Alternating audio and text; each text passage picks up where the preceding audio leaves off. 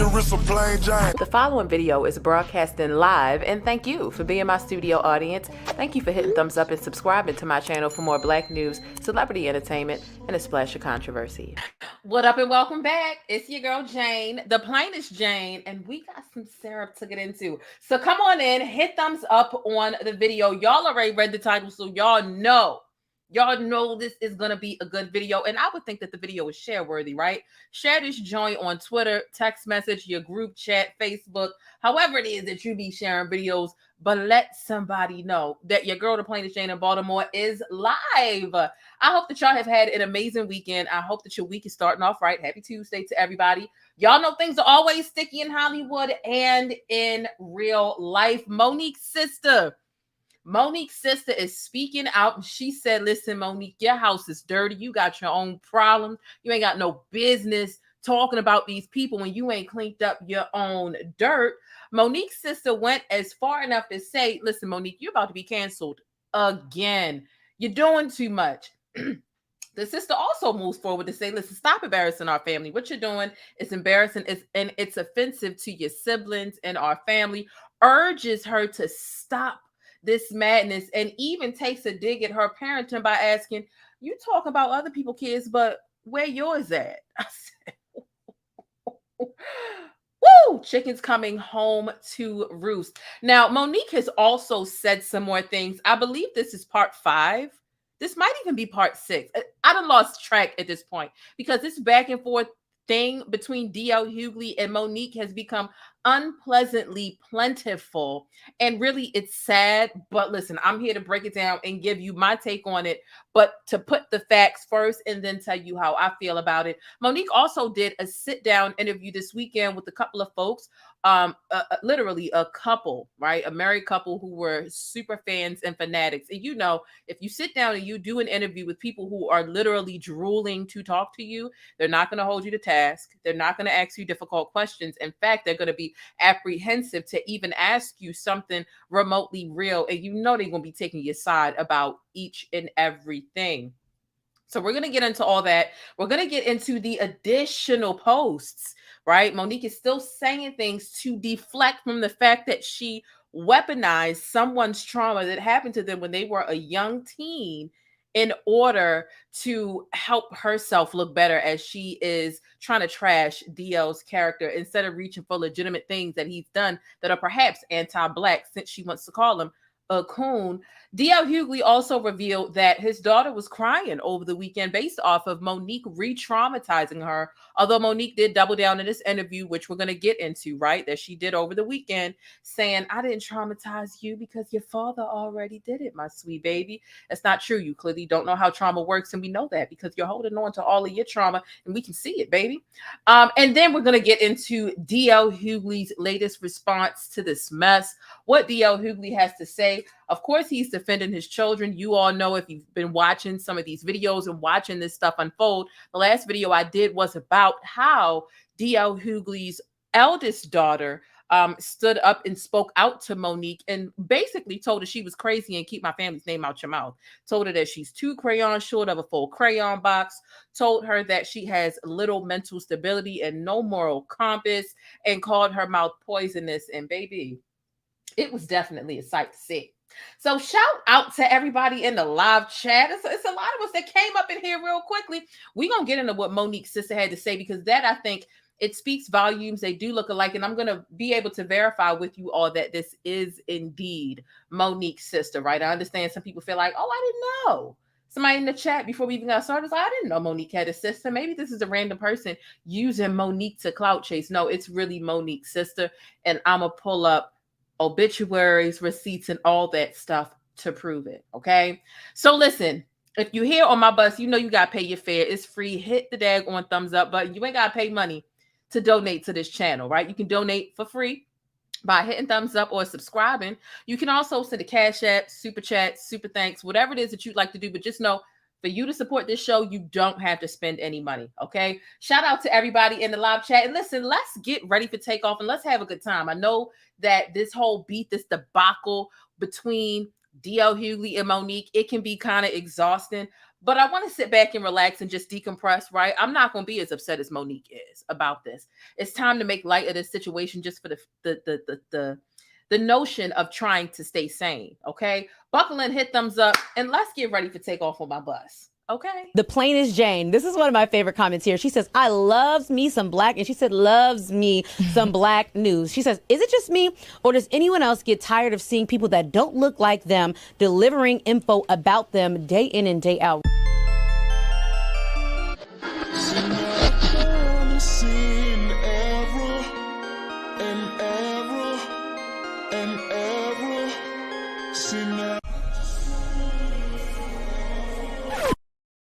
And we are back. Thank you all so much for hitting thumbs up on this video. So let's just go ahead and start. I want to jump straight into what MoNique's sister had to say. But first, I want to prove to you that it's the sister first before we get into anything else. Okay. If you don't know, MoNique's legal name is not a secret, right? Her married name is MoNique Hicks, but her family name is Emens. Emens? I might not be pronouncing it right, but it's Emens, right? So when you look up her family members, this is her late mom. Her mom has went on, transitioned, right? Her mother's no longer here with us, shall I say. And there was some extra family drama that MoNique's sister had blasted in the midst of addressing her in public. MoNique's like to handle every issue about everybody and everything in public. And so I know that some people feel some type of way about MoNique's sister addressing her in public, but MoNique act like she doesn't know what privacy is. So this is her mother. This is her mother's obituary. And when you look into some of her other siblings, you can very well see that this is her maiden name and her family name, Emens, if I'm pronouncing it right? So I wanted to show you that first before we get into really verifying who the sister is via a couple of different things. All right. And thank y'all for hitting thumbs up on this video. I really appreciate it. Let's get straight into the meat and bones, baby. Okay. Let's get straight to the middle of this McGriddle, the syrup in the middle of the pancake. Y'all remember McGriddles? Do McDonald's still even sell McGriddles? That's what I want to know. Anyway, let's keep going. Sometimes I make myself hungry because y'all know my official channel emoji over here is the pancake. And I love pancakes and waffles. But nonetheless, listen, let's talk about it. This is MoNique's sister's page, okay? And she's made a post. And I wanted to start out by showing you here on Facebook what she posted, because you can go back in the years and go back in the times and really dig through her profile and see she's posted her mom's obituary. So this is MoNique's blood relative who has spoken out about this, right? This is the obituary. This is her mother. And you can see her saying in 2019, screaming all the way from Texas to heaven, happy, happy, happy birthday to my mom, my little girl, my Miss Al, my everything. Share your cake with your husband today and have a party on me. Love you forever. May you continue to rest in peace. Now, mind you, both MoNique's mother and father are deceased. And one of the things that MoNique's sister made relevant and took note of in the post was that MoNique did not show up to either one of her parents' funerals. So when you take a look at some of the pictures, you can see the resemblance between them. I don't want to get into too much because I don't want it to seem like I'm really kind of like trying to comb through her personal information. But there is a heavy resemblance, even with this woman, with MoNique's niece, who is her sister's daughter. They all really do look just alike. Look at this. Now tell me that don't look like MoNique with no hair. I mean, same smile, same eyes, same everything. This is a gorgeous young woman who is MoNique's niece, okay? So let's get into what MoNique's sister had to say. You can see she posted it and also gave us a link to an article. She commented and gave her dissertation about how she feels about what her sister has going on, posted the article, but then also told us how she felt too. And baby, when I tell you it blew my muffin cat back blue, I said, okay. See, MoNique like to present to the world that she's perfect and she's above reproach and she can call anybody and everybody out on their stuff and even on the stuff that's happened with their own personal family business. But when it comes to her family business, don't nobody know nothing because she don't mess with her family. Well, here's her sister to say a couple of things. Here's what her sister has to say. Her sister says, enough is enough, my sister. Stop the madness. It's not a good look. God has shut you down before, and believe me, he will do it again. Let's start by staying on topic. You are and have been displacing your anger on the wrong people. Why don't you start, sister, with you? And that begins with one digging deep and praying. When we pray and God hears us and he gives it back to us, it should say something to you, but you choose to listen to the devil, who was once a fallen angel. Take heed and clean your house up because it's dirty. Sis, you're coming with the same story over and over again. If nothing changes, nothing changes. Your career has been dead in the past, and now it's about to come to life. And now you're killing it again. And now the plug is about to be pulled on you, and you're about to be canceled again. This time, it's flatline. I just can't take no more text messages or phone calls. At one time, the stage in the world was your oyster. What you're doing now is offensive to this family, our parents, your siblings. But all of a sudden, it's about you. Absolutely maddening to see you embarrass yourself like this, which at this time, it's a reflection on the family, your true biological family, not your made up family or your wife. That's the part that I'm confused about. So let me highlight it so I can go back and talk about that. Hold on. Or your wife, but your siblings and our parents. May they rest in peace and are turning over in heaven on your earthly behavior. Although you did not show up to your father's or your mother's funeral service, I'm sure they forgive you because they know who their child used to be. I see you making statements about other people's children. So where are yours? Again, clean your house up and you'll be set free. LOL. I have receipts. As your old bodyguard used to say, let's play nice. As you say, this is all coming from a place of love. Sister, stop.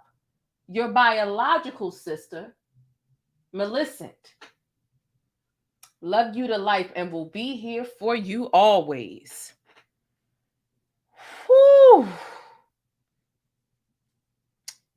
Whew. So what listen, how do you all feel about what Monique's sister had to say and how Monique's sister went about addressing her?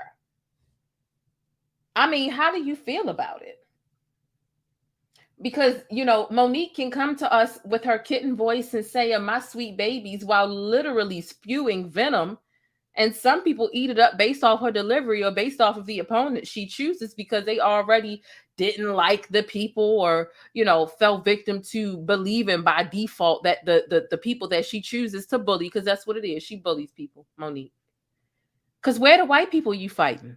If you want to fight Hollywood and the system that keeps you at a disadvantage, you talking about the pay gap, you talking about a male-dominated industry, baby, it ain't really black people that are holding you back from going where you want to go. It goes without saying that there are a lot of white folk keeping black folk oppressed and broke. So why is it that you only selectively go after black folk? Because you're a bully and you like fighting in your own community and you know the repercussions of actually fighting white people. How is it that Roseanne Barr is your sister in comedy? But this is a woman who has on more than one occasion called people of color apes and hurled slurs. And that's why they canceled her in Hollywood. White people canceled Roseanne Barr for her problematic behavior and hurling slurs at black people. And here you are accepting her with open arms and discarding every black person that doesn't agree with you 100%, all the way down to Vivica Fox and Kim Whitley. And what have they really done to disrespect you or come for you? Nothing. Vivica Fox was paid to sit on the Wendy Williams show and give her very short-winded opinion, not even a two-minute opinion about you. And she just feels like the way you're going about it is wrong. It's not like you're not fighting for a good cause, but the way you're going about it is distasteful. And you can only go against Black people. And there ain't no white people you can find in positions of power who are keeping you from making money. Girl. Okay. Okay, Monique. Here go your sister airing out your dirty laundry. Since you want to air out other people's dirty laundry, here go your sister. And I saw some people in the comments saying, oh, baby, take this offline. And I'm like, why? Why should her sister have to take this offline when Monique feels like everything she needs to sort out with everybody that's not Sydney Daddy? She can handle that in front of the world. But when it comes to her own issues, she wants to keep that hush hush. How dare you tell DL Hughley to address the man who violated them? He's a man now, but he wasn't a man when he did it. And that's where you got it wrong. How dare you tell him to handle that out in the open because that's what you want, because you want to assassinate his character, something he already had a come to Jesus moment about, and something his family has already healed over. How dare you request that not only he post his contract online, which is similar, almost equivalent to a pay stub. I'm not posting my contract online for nobody I'm beefing with. Had you came to me behind the scenes, Black person to Black person, I would have given it to you. But now you're requesting that he hash out his family drama, something that happened to his 31-year-old daughter when she was 13. You're requesting that he come out in the public, in the light now, and hash out that dirty laundry in front of you to satisfy you so that he can look even more like trash, like he did 6 years ago when he admitted it. If you're willing to forgive a Kanye West, a Roseanne Barr, a 50 Cent for their disrespectful sentiments, what is it that makes you feel like he is not worth forgiveness? Steve Harvey's never worth forgiveness. I'm not taking up for him or protecting him. I'm just trying to understand your selective forgiveness when sometimes you want to bring the sweet babies and Jesus and the Bible, and you said 50 Cent is of pure heart. He's of pure heart. You would have thought you was talking about a saint in the Bible. We talking about 50 troll ass Cent. Somebody that fought with his son, knocked down, drag out online relentlessly. That's his family. That's his child. Somebody that drags his co-workers and fights with Black women out in the open. Nautry Naughton did an amazing job with power for his franchise, and he turned around and clowned her online because he just felt like it for fun. A Black woman. Oh, but he's of pure heart. He's a pure heart because he's giving you a fucking check. He's not of pure heart. But see, at this point, Monique is desperate. And anybody that's going to not push back or not hold her accountable, oh, they're a saint. They're a saint. Baby, it's the gaslighting at this point. And I went on your Instagram today and saw everybody dragging you. And baby, I was eating my popcorn. Because how dare you compare yourself to Angela Davis? You post an Angela Davis quote and then say, this is the reason I'm doing this. How dare you bastardize the liberation movement? Somebody that did so much to really set us free. And all you do is sit online. You don't talk about causes of sexual abuse or misconduct or battery or neglect, mental or psychological issues, trauma that is inflicted upon Black women all over the world. You don't talk about none of that stuff. You don't advocate for those things. You only open your mouth when it's for your gain and for you to make a point. And now you are comparing, you're saying, oh, Angela Davis is the reason I'm doing it. I'm sure she's rolling over in her grave, not willing to have anything to do with you. You're weird. You're weird. You and Daddy, y'all are weird. Shout out to the 200 people who are here right now in the chat. Make sure y'all hit thumbs up. Let me see if I can go through these comments first. Oh, no, hold on. This is the one thing I want to go. Her sister says, you are wrong as two left shoes. But all of a sudden, it's about you happen to be right, good, bad, or indifferent. And now you're wrong as two left shoes. It's maddening to see you embarrass yourself like this, which at this time is a reflection on the family, your biological family, not your made up family or your wife. Now, hold up, baby. Sis, what you mean your wife? Listen, are you calling Sydney more feminine than masculine? Is that an insult to her husband? Or are you telling us something else? Baby, let me go to the bush and take a second to get myself together because I'm trying to Because at no point did she say husband, but she did say that she's listening to the devil. And the only person that Monique is listening to right now is husband, daddy, son. Some people call him her daddy. Some people call him the son. And the commenters who are cheerleading on her destructive behavior. Monique is a self-sabotage. Let's go to the bush. It was gone. Let me just go in the bush and weep. Let me just go in the bush and weep. I just have to go in the bush and weep. Really. I don't understand. I swear to God, I don't understand. Looking in the chat, they said Angela Davis still alive. I'm sorry. See, I was caught up in the rut, but nonetheless, I'm sure Angela Davis ain't finna come out, right? And say, you know what, Mo, you are talking about DL Hughley. You are weaponizing DL Hughley's daughter's trauma in my name. And because I laid down the foundation for you to do so, I'm handing you the baton, sis. Keep going. You not, this has nothing to do with legitimate Black liberation. And there's nothing that Monique is doing that is really for the betterment of the sweet babies that come after her, because she don't care about the babies who are in front of her. It's just, I just can't. I be trying to can, but I can't. I really cannot. So what do you all think about this? How are you all feeling about this thus far? Where do we go next? Do we go to what DL Hughley has had to say next? You know what? Yeah, I think that's where we need to go about it and with it. As we have finished going through what the sister of Monique had to say, let's hear DL Hughley's full response, which isn't that long. He gave 5 minutes of how he feels about the situation, right? Let's get into that. Thank y'all for hitting thumbs up. Let me pull this up real quick. The following video is broadcasting live, and thank you for being my studio audience. Thank you for hitting thumbs up and subscribing to my channel for more Black news, celebrity entertainment, and a splash of controversy. All right, so let's get into what DL Hughley had to say. What he says is the last straw or the last response. Who knows? Monique loves pulling stuff out of her anus, but there were definitely a lot of metaphors and digs in what DL Hughley had to say most recently. Let's get into that.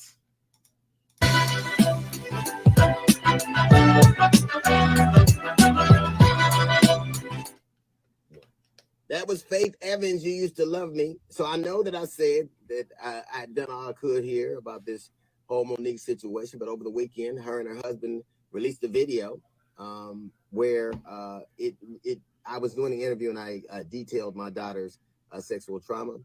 Monique has taken that video and perverted it for her own uses. She decided to add her own narrative.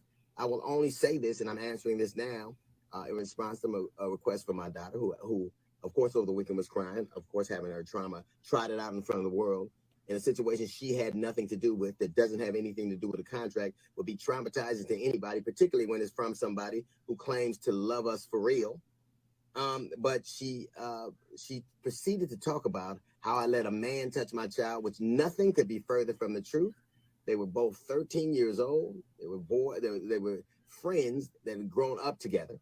She told me about it years later, and when she told me about it, I and this is something I lament to this day, denied that I said, well, you know, that's what kids do. Now, that was my estimation of it. It was not her interpretation of it. She was hurt by that.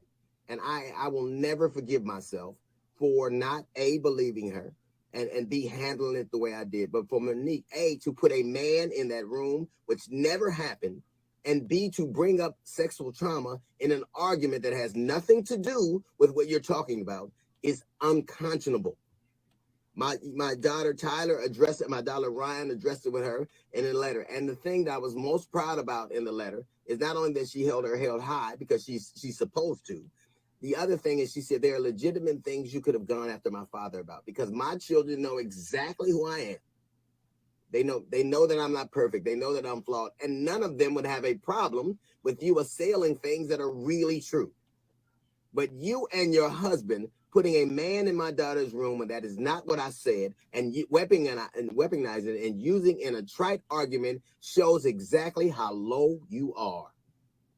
You are a monster. You literally are. You didn't play Precious. You didn't play Precious's mother. You let her out. You stopped pretending to be human, and you won a role for being you won a Oscar for being exactly who you are. Who says they love women and are there for women and protect the babies and would trot out someone's sexual trauma just to use in an argument? I don't know anything about you. I know that what happened to you when you were a child, what happened to you when you were growing up, those things are traumatic to you, and I would never bring them up. Never. It would never occur to me to do it because that's not where I live. That's not what I do. You have had this argument or this show be about everything. It was about a contract. It was not. It was about an insult on the radio station, on my radio station. The question never aired. You know it never aired. And you continue to have this. And then you have the temerity to answer my daughter's letter with an invitation to come on my show. I will never let you on my show. Never. We will never talk to my children. I will never have anything to do with me. You do not exist. Maybe leaving my children out of your mouth will leave you room for the food you love so much. Look, you can continue to do whatever you want to me. That is fair game. I'm in this business. For you and your husband to continue to do things like this, you have already, first it was a contract. You've attacked everything. The dog, my wife, now my children. Enough. You do not exist to us. You don't get to break my family. You don't get to do that. I don't know if you ever had a man who loved you as much as I love my children. I don't know if you've ever had anybody who's standing in your stead, because the man next to you damn sure ain't doing it. All he's doing is wrecking what's left of the rubble of a career that you're pretending to build, trying to build back. Leave my children alone. Stay with me and we're fine. You're a horrible woman. You love women like Ike loves Tina. Now that girl over there, well, I shouldn't call you a girl, this woman over here, you know one thing for sure. I love you. And I'd never let it. And I'm your daddy for real. And you don't have to pay me for it. One day, I hope that you're happy and you can stop being such a miserable, low human being. Maybe one day you will get to be as small as you often act. That's a little note from the GED section. We got the Jazz Report coming up in 15 minutes. It's the DL Hughley Show.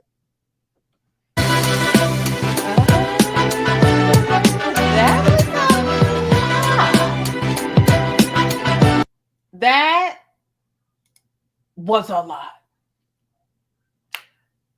That was a lot.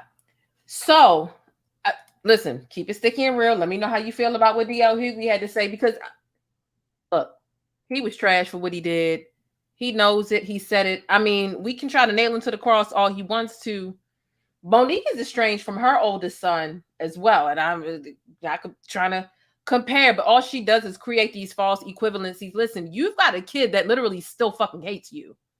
Still won't even fucking talk to you because you chose chasing Professor Ogilvy, which is a metaphor for you chasing fame, but also you chasing other men because you're on your third marriage now, right?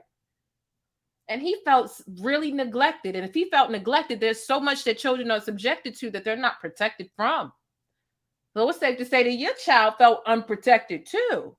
So if you want to say he ain't got no right to talk because he's a flawed parent as well, every single parent walking this earth is flawed. Every one of them. I ain't making excuses for DL Hughley. What I'm saying is, what makes some of these problematic ass parents and people so forgivable that you hold them tight and you name drop their name so much while you act like, oh, you got problems. You don't have a right to speak on me. MoNique, you speak on everybody and their mama.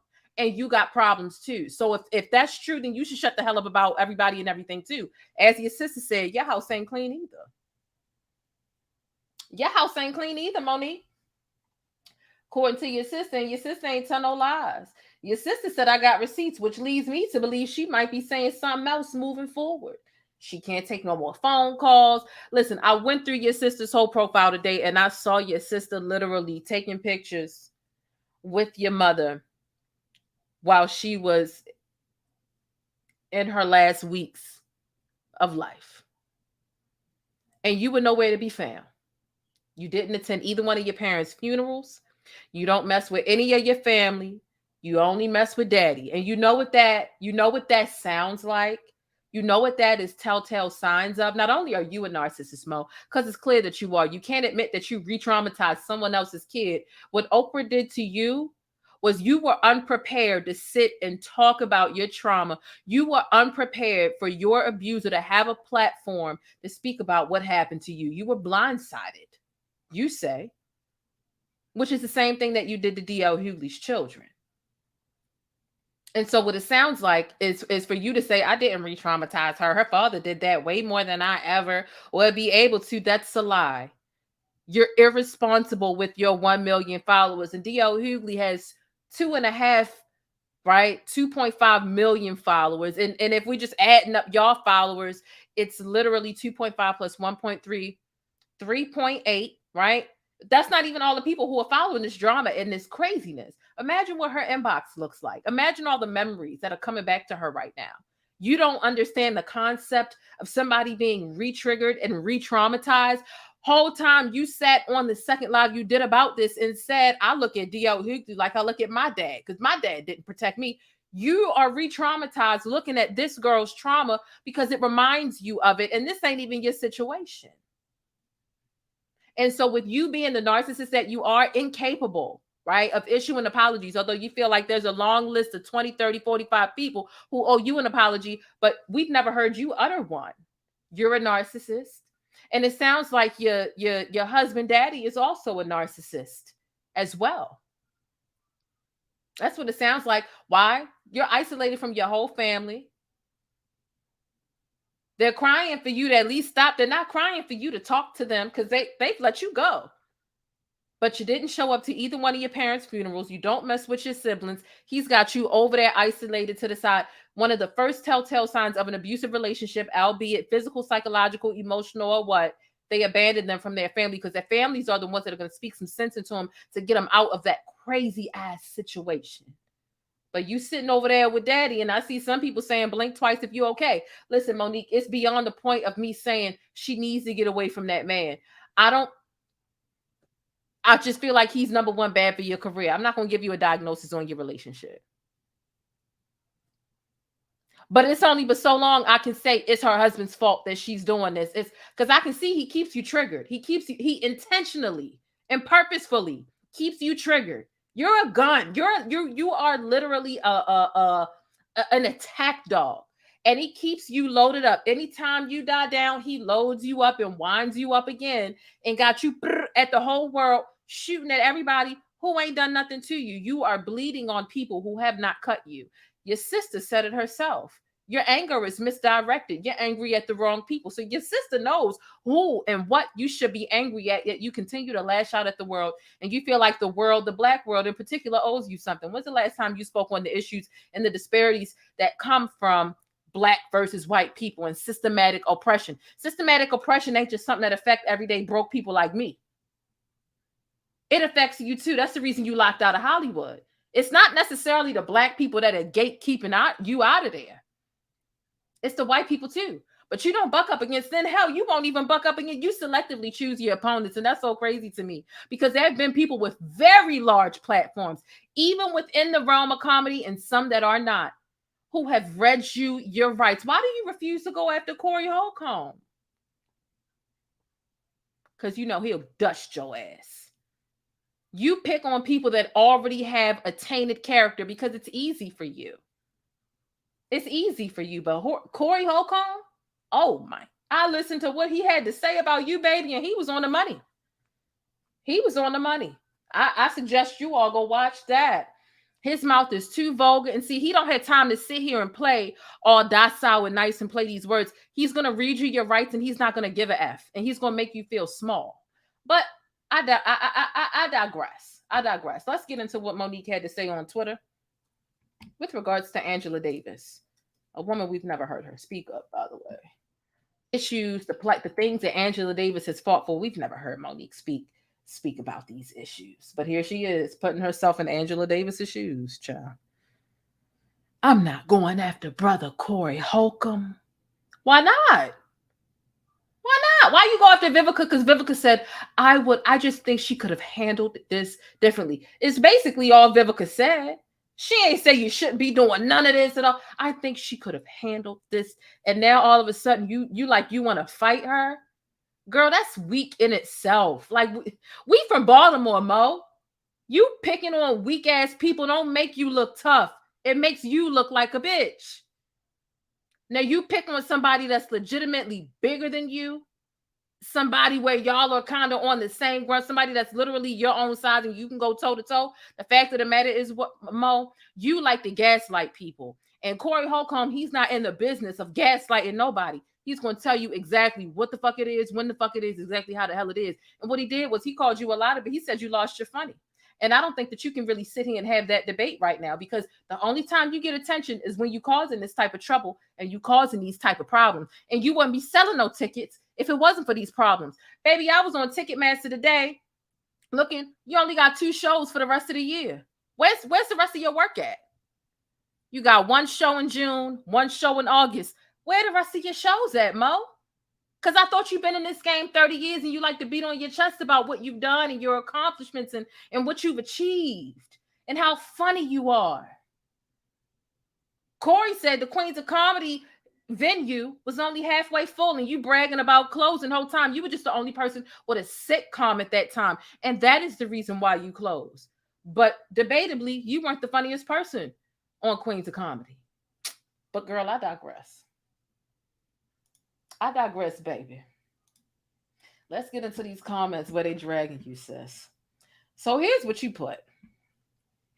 You posted a picture that somebody took, they modified, right, of Daria. If you don't know who Daria is, it's a cartoon from back in the 90s, 2000s.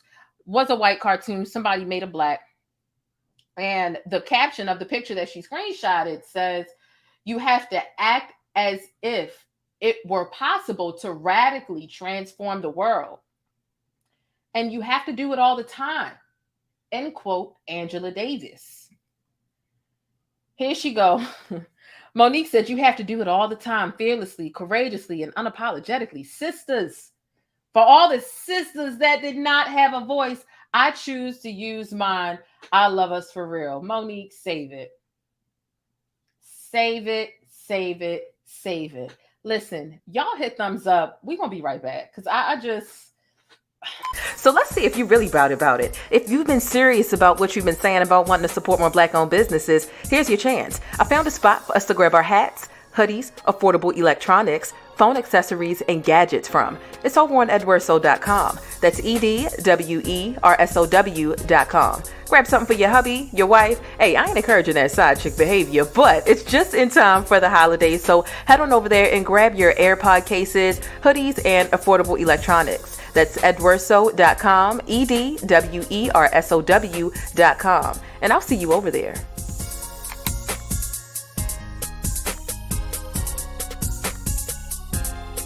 It's time to face it, boo. Your product needs more exposure. If you want to see your ad here on my channel, be sure to shoot an email over to yt.theplainestjane@gmail.com and let's chat. But if you're new in my neighborhood here on YouTube, hey, I'm The Plainest Jane and I provide coverage and commentary on trending stories, viral events, and Black culture.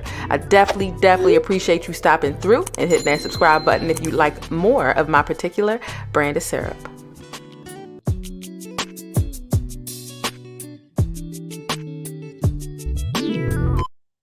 Okay, shout out to today's sponsor and anyone that's interested in advertising on my channel. Shout out to y'all. Wait a minute, I'm looking at the chat. The chat is calling her MoNique Luther King. You know what?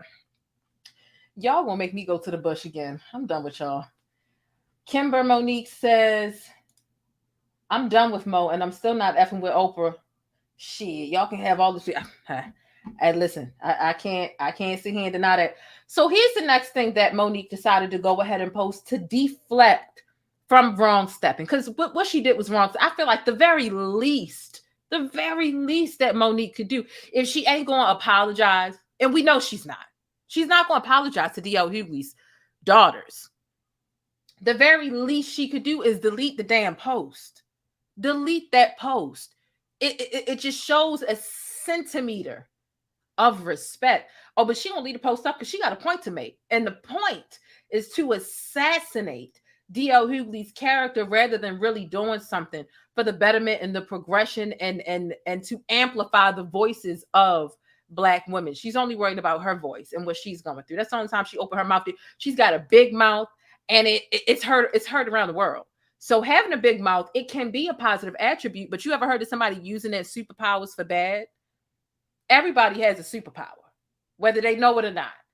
And some people got a couple. MoNique abuses her superpower and uses it in the wrong way because she thinks it's cute. Sydney is the only person in her ear telling her that this behavior is cute. Her and a couple of cheerleading fans that she got left. Let's get into the next thing that she went ahead and posted to deflect from what she's done. Is it bad? Yes, but we're going to talk about the shit that MoNique has said in her comedy and in her stand-up that has been detrimental and just crazy to tell Black women, all because you're not satisfied with how you look in your body size. But let's start with what she posted, right? Let's start with this. Thank you. And then let's face it, you know, he called them hoes, nappy-headed hoes, and they weren't hoes. But it was some nappy-headed women on that team. Shut up, I'm gonna say it. I don't give a damn, y'all like it or not. You know it's true. Them are some of the ugliest women I ever seen in my whole life. Thank you, good night, everybody. Ross here, thank you. And then let's... Sounds crazy, absolutely. He's talking about nappy-headed woman and saying that they ugly. You know, comedy is not what it was back in the day. Comedians in 2022, they need to be politically correct. They have to be. Otherwise, they face getting canceled, right? And there are a couple who still are just like, whatever. I'm still going to channel my inner Richard Pryor, my inner Red Fox, my inner insert old school comedian here, Black comedian here. But here's what MoNique had to say in this caption. She says, tell me what part of what he said was funny. This is classic DL Hughley, cruel for no reason. The only thing that I ask some Black woman is, how do you protect a man who will not only not protect you, but he'll recklessly attack you too? I love us for real. And of course she tagged him, right? And that's the thing. If you don't agree with MoNique, she frames it to gaslight you, right? You're protecting him. Nobody's protecting him. Nobody's protecting him. But I can also not agree with you too. If anything, it's about protecting protecting DL Hughley's children, or more so speaking up about how wrong you were about addressing his children. That's it. Who's protecting him? Who wants to protect him knowing? And that's the way to deflect from the conversation, because then you'll get to explaining how you're not protecting him instead of staying on task. These are these tactics that people like MoNique use. Nobody's protecting him, but calling you out is not protecting him. However, you are the same woman who went on a whole crusade, and I've been all up and through her comments, baby. When I tell you they're dragging her, they're dragging her. But I'm like, you went on a whole crusade years ago that I distinctly remember because I was in school talking about how skinny bitches are evil. They ain't no good. They skinny. If you see a skinny bitch, you need to hit her right now because the bitch need to eat and she's evil. Because you was big as a fucking house, right? Call it fatphobic if you want to, but I'm the biggest I've ever been in my whole life right now. I'm fat myself. I call myself fat right now, right? But I'm really just summarizing what MoNique had to say around about, because she's digging up clips from years ago, because she didn't have the character that she acted like was so fractured. And I'm not saying it's not, because again, DL Hughley has said and done some things. But she couldn't grab at those things. She used an existing stigma and an existing consensus that she couldn't even back up with fact to call him names and then to come at his parenting rather than his character. I've said this in all the previous videos. If you're calling somebody a coon, you're saying that they're doing a disservice to the Black community. You're saying that they've done some things that are anti-Black, that are harmful to us. How come you couldn't name those things off the same way you can name anything else off? Because you didn't have that stuff available, and you haven't even studied him enough to know. How can you continuously call him a coon, but you can't even name the coon that he done? And I'm not helping you out with it. I'm not helping you out. I can easily name 5 things right now that DL Hughley has done to be, but I'm not naming them because you need to do the work. And it's clear that you're late getting all this stuff that your fans are sending you to your inbox to make yourself look better. This is crazy. What was funny about you saying skinny bitches are evil? What was funny about that? At that time, that was that time when that type of rhetoric, why would you say that about Black women? You talking about why would he say this about Black women? Why would you say that about Black women? The both of you are comedians. I don't think that one is worse than the other. I really don't. I can't say, oh, what DL Hughley said about nappy-headed women is worse than what Monique said about skinny Black women. Like, were you speaking from a place of insecurity at that time? Were you speaking from a point of self-hate? Where were you speaking from? And why did you think that shit was funny? Because if you want to pick apart people's ancient comedy, let's pick apart yours too.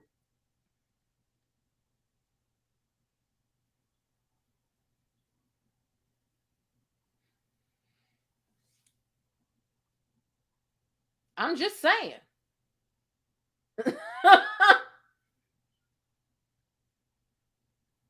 I'm just saying.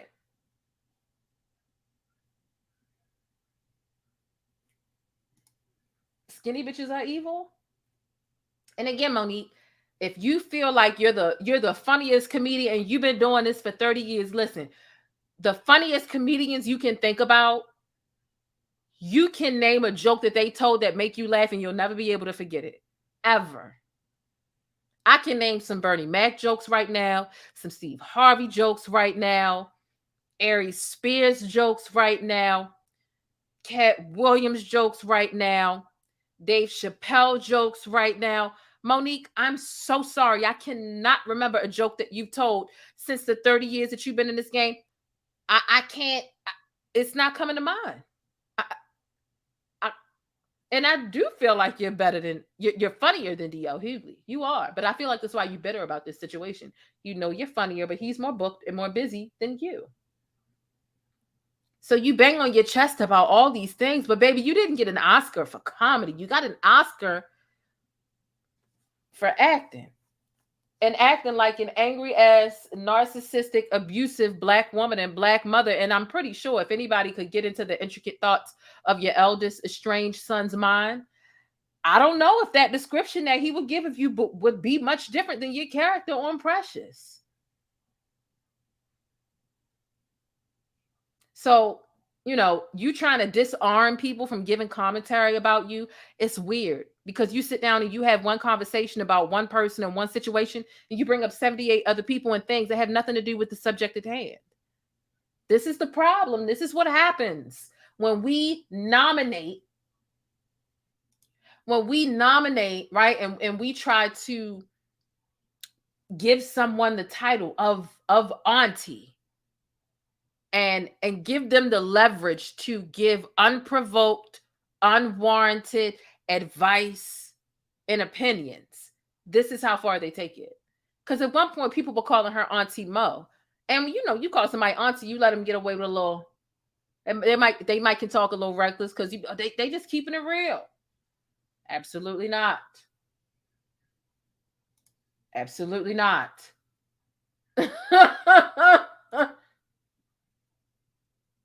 Absolutely not. No, ma'am. Then let's keep going on your page. I'm gonna go on your page because you posted something else today. I said, Lord have mercy. She ain't done with this shit yet.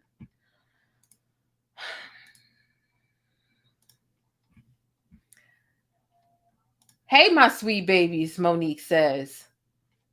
Come join me for my therapy session on June 18th at the Duke Energy Center in Raleigh, North Carolina. I love us for real and can't wait to see y'all. Team Motor presents the legendary comedy queen, Monique. Our sister will get the last word. We can be in a coma. Along with Corey Bell and Tonette, June 18th at the Duke Energy Center. Get your tickets now at Ticketmaster. Don't miss Monique and Friends. Yes, baby. Oh, wait, we're not about to play no Rihanna because you're trying to get me copyright strike. Okay, so that's enough of that clip. However, and shout out to all 240 of us here right now. Do me a favor, pay your fare, hit thumbs up before I beat your ass. No, I'm just joking. Thank you for hitting thumbs up. Here's what Monique had to say, and here's a comment that I left under the post. Because I'm like, look, Mo, shut. I'm like, listen, Monique, because here she is. Hey, my sweet babies, join me for my therapy session on the 18th at the venue. Monique, it would be so nice if you could get some real therapy instead of overusing the word and replacing the word therapy with comedy show. How are you? No, baby, get some real therapy. It is clear you are so unhinged. And you find no fault. At this point, the main gripe that everyone has with you is what you did to DL Hughley's children. It ain't even about what you did, what you said about DL. Y'all are two adults going back and forth and whatever. Are you petty? Yes. Has he done problematic stuff? Yes. But baby, you're not free of problematic past either. So forget all the mess about you and DL Hughley. You're still going and double down. And I'm about to pull it up now, how you doubled down over the weekend and you sat down with this couple and talked for over an hour and doubled down on what you did to his children. That's crazy, Mo. That's crazy. That's crazy. To the point where DL Hughley had to admit that you literally made his daughter cry this weekend with your bullshit. And you still, the opportunist in you. The opportunist in you. Have I went over the post? Matter of fact, let's go over that right now. Because, girl, you dry. You fried, dyed, and laid to the side. You dried like some over-processed edges that ain't been moisturized in months. It's pathetic at this point. You don't have a stage. You don't have a platform. So the nerve of you to disrespect DL, his wife, his kids, and then invite yourself onto his radio show as if he would put you there. Girl, at this point, it's literally giving mental illness. Something's got to be wrong with you. Monique would never allow anybody. First, there's nobody from Baltimore. Let's start there. There's nobody from Baltimore that's going to be disrespected like that. You're going to disrespect me, my spouse, my kids, and then say, let me come onto your platform because ain't nobody else listening to me. I ain't got a platform. Let me come onto your syndicated platform and disrespect you and duck and dodge accountability and fault further. No, ma'am. No, ma'am. Girl, get some real fucking help. You calling your comedy therapy instead of going to real therapy? Baby, it's a problem. And if you're going to therapy, it's clear that you got them in the chokehold and they clearly just taking your money just to take your money because they don't fucking feel like arguing with you or breaking you down. That's what's clear is going on, girl. Get some help. Stop using the word therapy. Stop using, I'm fighting for the babies and black women. You're not fighting for us. And at this point, you're a piss poor representation of us. You have got to chill. Something's wrong, baby. I ain't never think I'd be reading somebody from Baltimore like this because I try to give Baltimoreans grace. Hello, like we supposed to be, but baby, I can't get behind this shit right here. No, ma'am. No, ma'am. Here she go in response to the elder daughter who classically told her about herself. Listen, keep me and my family's name out of your poisonous mouth. You're 2 crayons short of a full crayon box, and it's clear that you have little to no mental stability, and you don't have a moral compass. Leave us alone, right? And here you go. Hey, young sister. And baby, she told you she would give you her address to pull up. To pull up. Meaning having a private conversation, and here you go, let's do it in front of the world. No, how about you talk about the issues with your child and with your sister and your family and shit in front of the world? How about you talk about why you haven't been to your parents' funerals in front of the world and see how comfortable that makes you feel? What's that? Oh, you won't?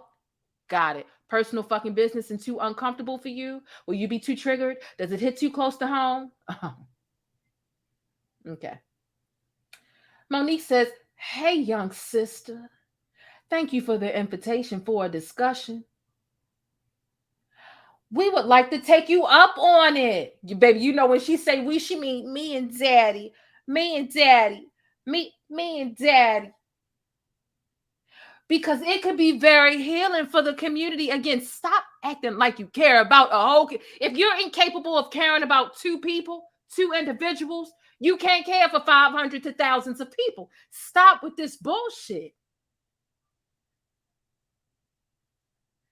Have your father, DL Hughley, set up a time for you and your family and my husband and I to come on to his show, because we ain't got nowhere else to go. We started trouble with y'all, but we still want to come onto y'all shit and use y'all platform.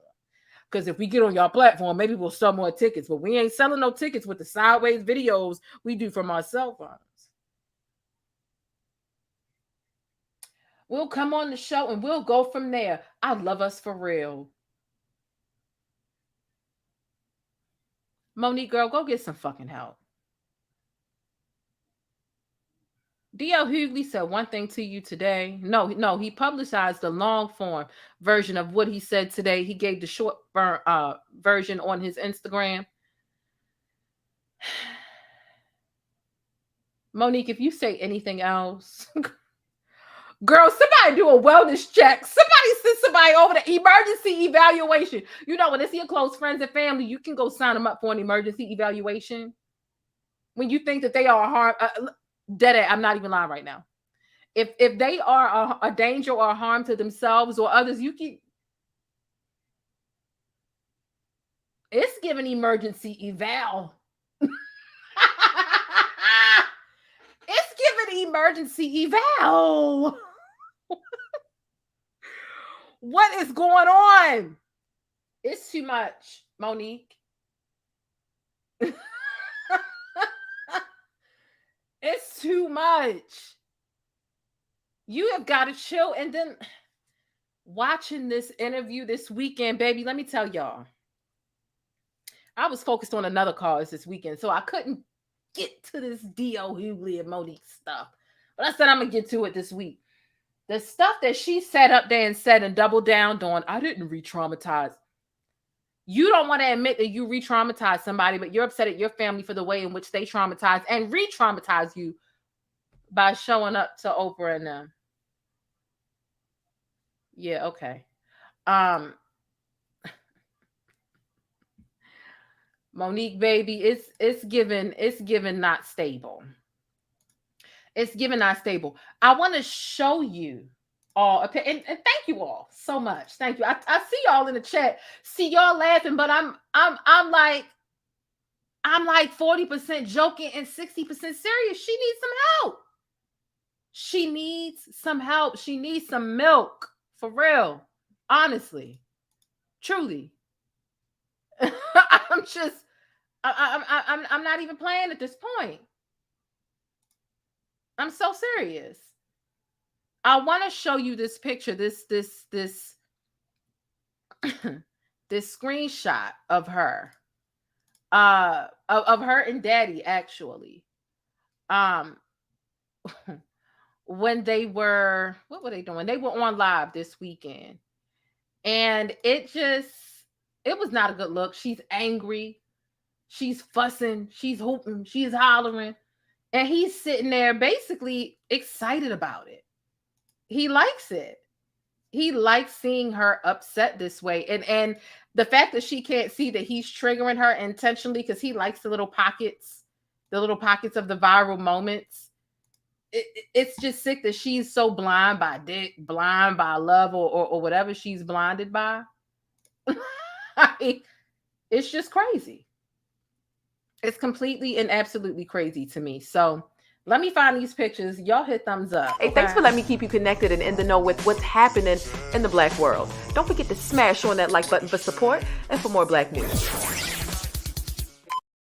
Okay, so there was some people asking me on Twitter, and shout out to the people that follow me on Twitter, because listen, y'all know we be talking about some things. I'm always over there causing some friendly chaos. But listen, when I really pulled the still pitch, because listen, when everything's going, when the video is playing and you're just listening and you're reacting or outraged, or you feel like what's happening on the screen is bullcrap, you might be missing the actual moment. And a picture is worth 1,000 words, but a video is worth even more. Let's get into what I want to show you right now. Okay. This is a conversation that I was having on Twitter earlier. Let me see, where does this conversation even come from? Something seriously wrong with Monique. I'm glad DL Hughley's daughter called it out while checking her. She's literally hurting and bleeding on people who didn't cut her. They said she's mentally disturbed, and anyone who still supports her needs to be locked away. I'm disgusted by the sight of her, and I'm heartbroken by her actions. Monique was sexually molested by her own brother, and she knows the pain, and that should be enough to stop. And I'm like, look, it's only but so long we can keep saying it's the husband. Sydney has a great, a great deal to do with the poor influence that Monique has been subjected to, but she's a grown woman, and he purposely keeps her triggered so that she can lash out at the world, right? Everyone but him, to satisfy his own ego. What do you see when you see this picture? What do you see? What do you see? Because she's angry. And we're going to watch the video in a second so you can catch it for yourself. But look at his face. It's the satisfaction for me. Look at this smug smile. He's happy. Anytime she's going off, anytime she's angry and bickering at someone or something, he's happy about it. Meanwhile, her career is in the dumps. Her career is in the tubes, and it's been for a while. Her career didn't start declining like this until he came around. Until he became her husband-a-jer, daddy-a-jer. Look how happy he is about this. Meanwhile, she's sitting here angry at the world, and he's eating it up. He's loving it. Make that make sense. They said a pimp and a simp in the chat. Lord have mercy. So, you know what? That truly spoke volumes to me. And it let me know that Monique is truly blinded by whatever he's doing in that household to get her so docile and whatever, and to keep her lashing out. At this point, honestly, what he's doing, and then let me say it in clear English. Right? Because again, for Monique to rip open DL Hughley's daughter's wound, a wound based off of sexual, trauma and assault, for her to rip that open all over again as a Black woman is foul. It has nothing to do with the contract. It has nothing to do with their beef. What her husband is doing, and he is enabling her refusal to heal while she's bleeding on everybody who has not cut her. And again, her selectively and strategically only going after Black people tells us everything that we need to know. You mean to tell me Black people are the only people at fault for your failing career? Knowing that they really don't have enough ownership to really keep you out of things in the industry that's dominated by non-Black people? All right, baby girl, whatever you say, let's get into listening to what Monique had to say in this space, okay? Lord have mercy. Listen, some of this was cringy. I'm not even going to lie. I'm going to prepare you for that now. Some of this stuff was completely and absolutely cringy, but I wanted to give y'all a heads up about it, and we are about to watch. We are about to watch this. Lord have mercy. Don't say I didn't warn you. Okay?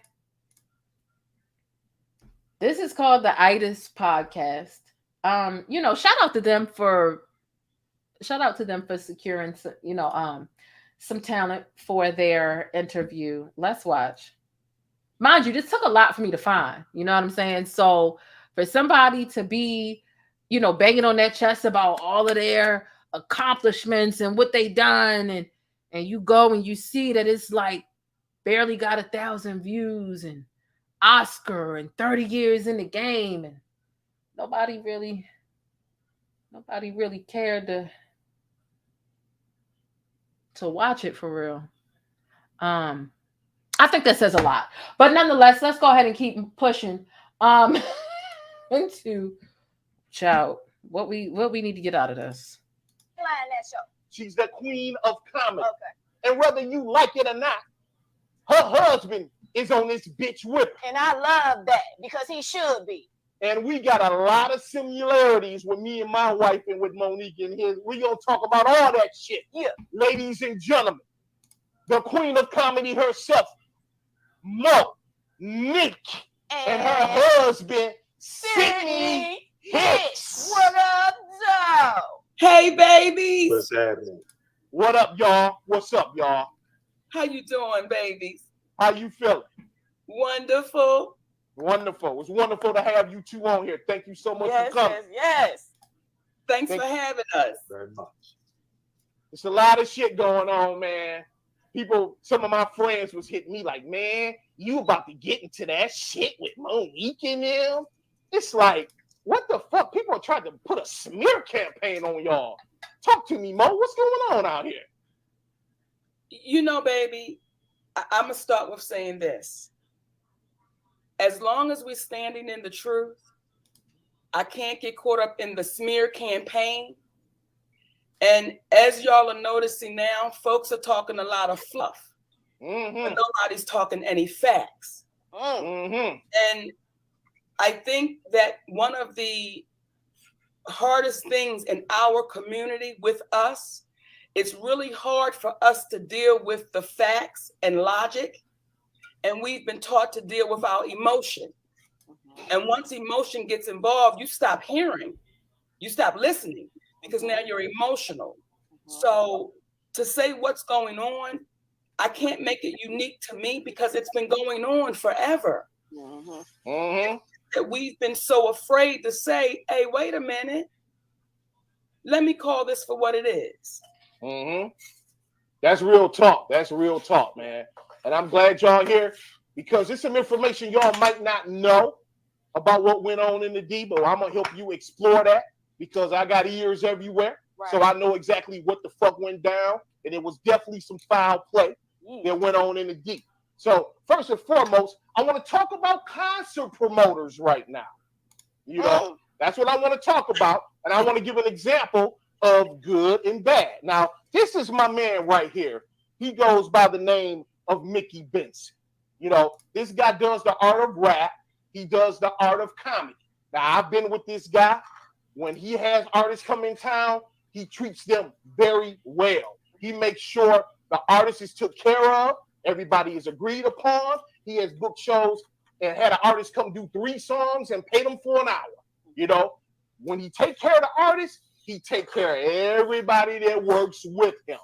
He makes sure all those folks are taken care of. And then he takes care of himself. Now, that's the good promoter. Now we have the bad promoters. The bad promoters don't give a fuck about you. One artist on the show, all he care about is the bag. The motherfucking bag, the bag, the bag. And he will lie and they will do anything to execute getting the most money possible out of the individuals they book and don't care what happened between them. So give me some experience about the promoter that booked you on this show here in Detroit. Well, before I talk about that promoter, I want to get fair because I had another show the night before in Philly. Okay. So I want to give facts where facts are supposed to go and give the good promoters their shouts. That's right. Like I just did. I was in Philly at the Keswick Theater, and I don't like saying these things, but this is because of what the situation is. It was 2 sold-out shows in Philly at the Keswick Theater. The promoter's name was Raymond Anthony. Now, on my rider, I just want to explain to you about this contract thing. On my rider, it says what food I'm supposed to have. It should be catered food. And my rider is one of the most simplest riders in the entertainment business. I asked for stuff like baked chicken. I asked for some string beans. I asked for a cheese tray. I asked for that fancy, expensive champagne, Este Spumante. And I asked for a case of water. I asked for things and some fruit tray, things that the team can eat. When I get to the Keswick Theater in Philly, I walk into the back and the promoter's mama is in the back with the food that this baby then cooked from home. Okay? That's the promoter's mama. Yes. Now my contract says catered food, right? But the mama then cooked the food at home. Now when I get upstairs to my dressing room, there's a caterer upstairs with everything that's on my rider in the contract. That's a promoter that says if I take care of the artist, the artist will take care of the audience. And the audience will want to come back when they know I'm promoting the show because everything went off tip top. So I want to make sure I give the praise to that brother and his team because they handled it. They handled it from the time I showed up to the time I walked out, and they took care of the whole team. Now let's go to Detroit. Let's go to Detroit. Now the same contract that they got in Philly is the same contract that they got in Detroit, except for it was the Philly promoter signature on that Philly contract, and it was the Detroit promoter signature on that contract. Catering still remains the same. Nothing changes. When I walk into the theater in the backstage of Detroit, the promoter's team, no one even said hello. No one even said, hey, Monique, welcome. Thanks for coming. Hey, sister, we appreciate it. No one said anything. When I get to my dressing room. So what is it, Mo? Are you feeling really unappreciated? Now, what? Like, girl, why couldn't you do this on your live? See, because you came over here to calmly drag the promoter when ain't nobody see it. Nobody saw this. And when I say nobody, I mean nobody saw this. So you came over here to quietly whisper and drag the promoter while you loudly blasted other people on your Instagram live. And now you sitting here taking up 10 minutes talking about catering and baked chicken and cheese trays and shit.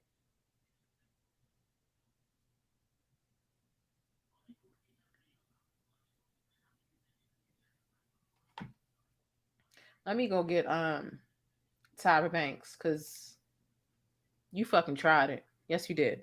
But you're not. Stop it! I have never in my life yelled at a girl like this. When my mother yells at this, it's because she loves me. I was rooting for you. We were all rooting for you. How dare you? Learn something from this. You go to bed at night, you lay there, you take responsibility for yourself. What is this about? Is this about the contract? Is this about the interview that never aired with you and DL Hughley that you found to be so offensive, and nobody would know about the offensive shit if you didn't keep repeating it? Was this about the chicken or the cheese trays? It's about everything. Was this about his children? You didn't move the goalpost so many times that, baby, we are tired. Let me hit play because this shit long enough. But y'all know, baby, that what the baby says, she keep receipts. We took pictures and we filmed what my food situation looked like.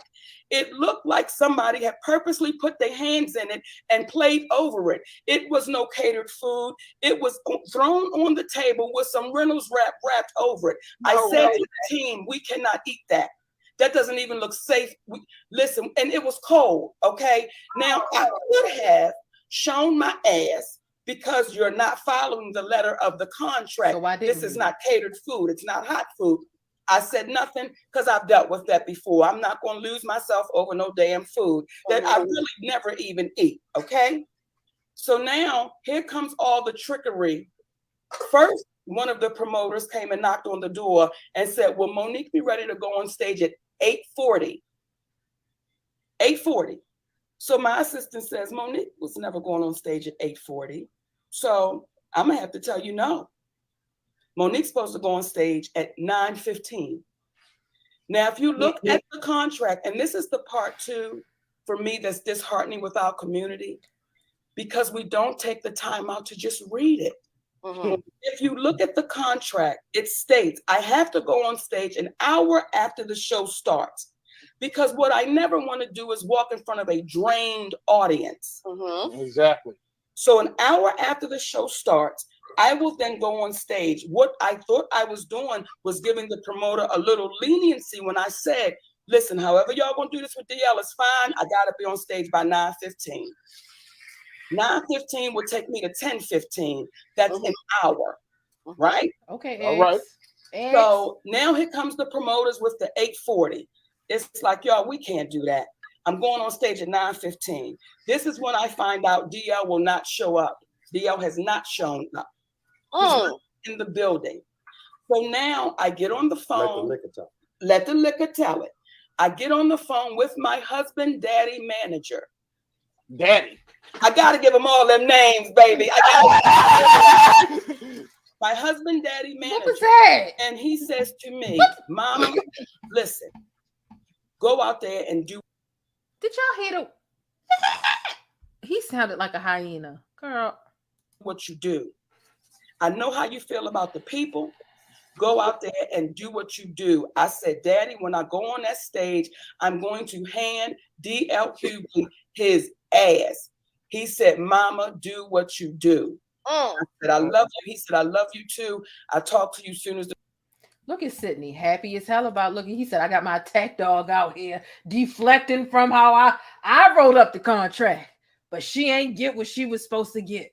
So now I got my attack dog out here attacking people, biting at everybody, deflecting from my incompetence. Look at my baby go. Woo! He is satisfied that his attack dog is doing what needs to be done. Okay? Daddy is happy. Ain't that something? The show is over. 9:15, I kept my word. I'm going to go out on that stage. Okay? Got out on that stage, and I say this humbly. That's important that I say that. The people of Detroit stood to their feet. Oh, yeah. Oh, yeah. And we got footage. And we don't show it. And I was one of them. We got it. We was in the front row. And when I got finished my show, the beautiful people of Detroit stood to their feet. Yep. Yeah, they did. They stood when you came out, and they stood when your ass left. Period. Okay. Yeah. The first thing I said when I walked out there was the promoter is raggedy as shit. That's the first thing I said. Then I began to address DL Hughley, and you didn't stop. I heard you say the promoter ain't shit, but that's just this promoter ain't shit. 4 words. That was it. You moved on to give 8,000 words to DL Hughley, and 4 words is smoke to the promoter. See, now what you're doing is you see the comments and you see people talking about, why didn't you go after the promoter? I said the promoter was raggedy. Yep, that's all you said. You didn't give them no venom, no vitriol, no nothing. And those are the people affecting and impacting your money, not DL Hughley in this interview that didn't air from years ago. Girl. Sometimes I have trouble trying to understand if you playing bent, like if you playing dumb, just to avoid the accountability. If you're that good at playing stupid, or if you really believe your fucking lies. You too old for this shit, Mo. Your hair looks very nice, but all that gray hair tells me you're wise enough to know you ain't this motherfucking dumb. But are you? Because sometimes you do a good job at playing dumb, but other times I don't fucking believe you. Because I know you're hurt. You don't even understand the concept of how trauma and re-traumatizing and re-triggering somebody works. But let me hit play, girl, because I'm real sick of your shit. let me tell you why. Because that night on stage, you're doing a performance. You're not having a conversation. You are entertaining. For years, I've listened to DL Hughley. Not a long time ago. This has been recent. Let's say in the last 5 years, 4 years, 3 years, we can do the countdown. He's been speaking about my life choices and my life decisions, and he's been speaking willy-nilly. Girl, she's crazy. You've been speaking willy-nilly too. She's psychotic. What kind of husband does she have? That's her husband's son. Because you pay your son, you pay your son some foolishness. I was selfish for fighting for equality with Netflix. I've listened to now I want to put the icing on the cake, right? I've listened to him for years do that. But the one thing I held on to that made me say whenever I saw him, I was going to hand him his ass on top of him running his mouth. When your folks ask me that foolishness about what my husband rather fuck Lee Daniels with a condom or Corinne Stephens without one. That's commuting. What kind of commuting? What is that? Would I rather this was a game they were playing. See, this is the part where community don't want to hear this. See, when they asked me that, because people keep saying, why wouldn't you just call DL? When they asked me that, I said, because it was the sister that asked me, Jasmine, I said, sister, you mean to tell me they putting you up to asking another black woman some foolishness like that? You mean it? And she started laughing and said, that's just the games we play. Okay, but let me call DL, because I know that brother not going to be cool with y'all doing no shit like that.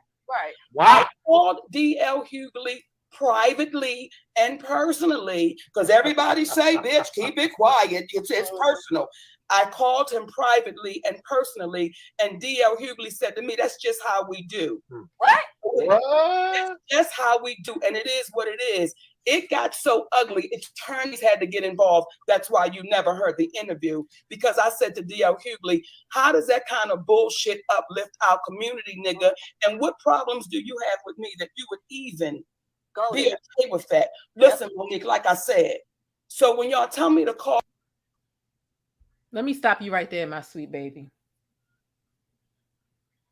You mean to tell me you called this man up privately and you demanded and made sure, got your attorneys involved, did whatever you did to make sure that it didn't air because you wanted it to remain private because you felt like it was so atrocious?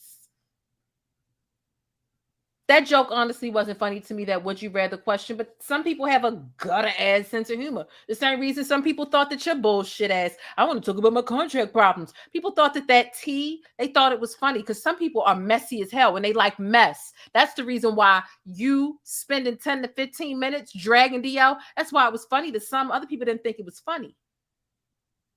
However, you reached out behind the scenes because you didn't want anybody to hear it because you felt like it was crazy. And here you are repeating it anytime you get the chance.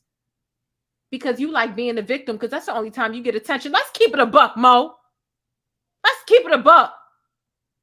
You don't get attention when you just leading with talent and your personality. Nobody's paying you no fucking mind. Nobody's giving you jobs. People still remember how difficult you are, and they remember how much of a liability you are. As a matter of fact, let me put it in the words of DL Hughley. They remember how much of an occupational hazard you are. That's the reason why you don't get no goddamn attention when you just out here minding your business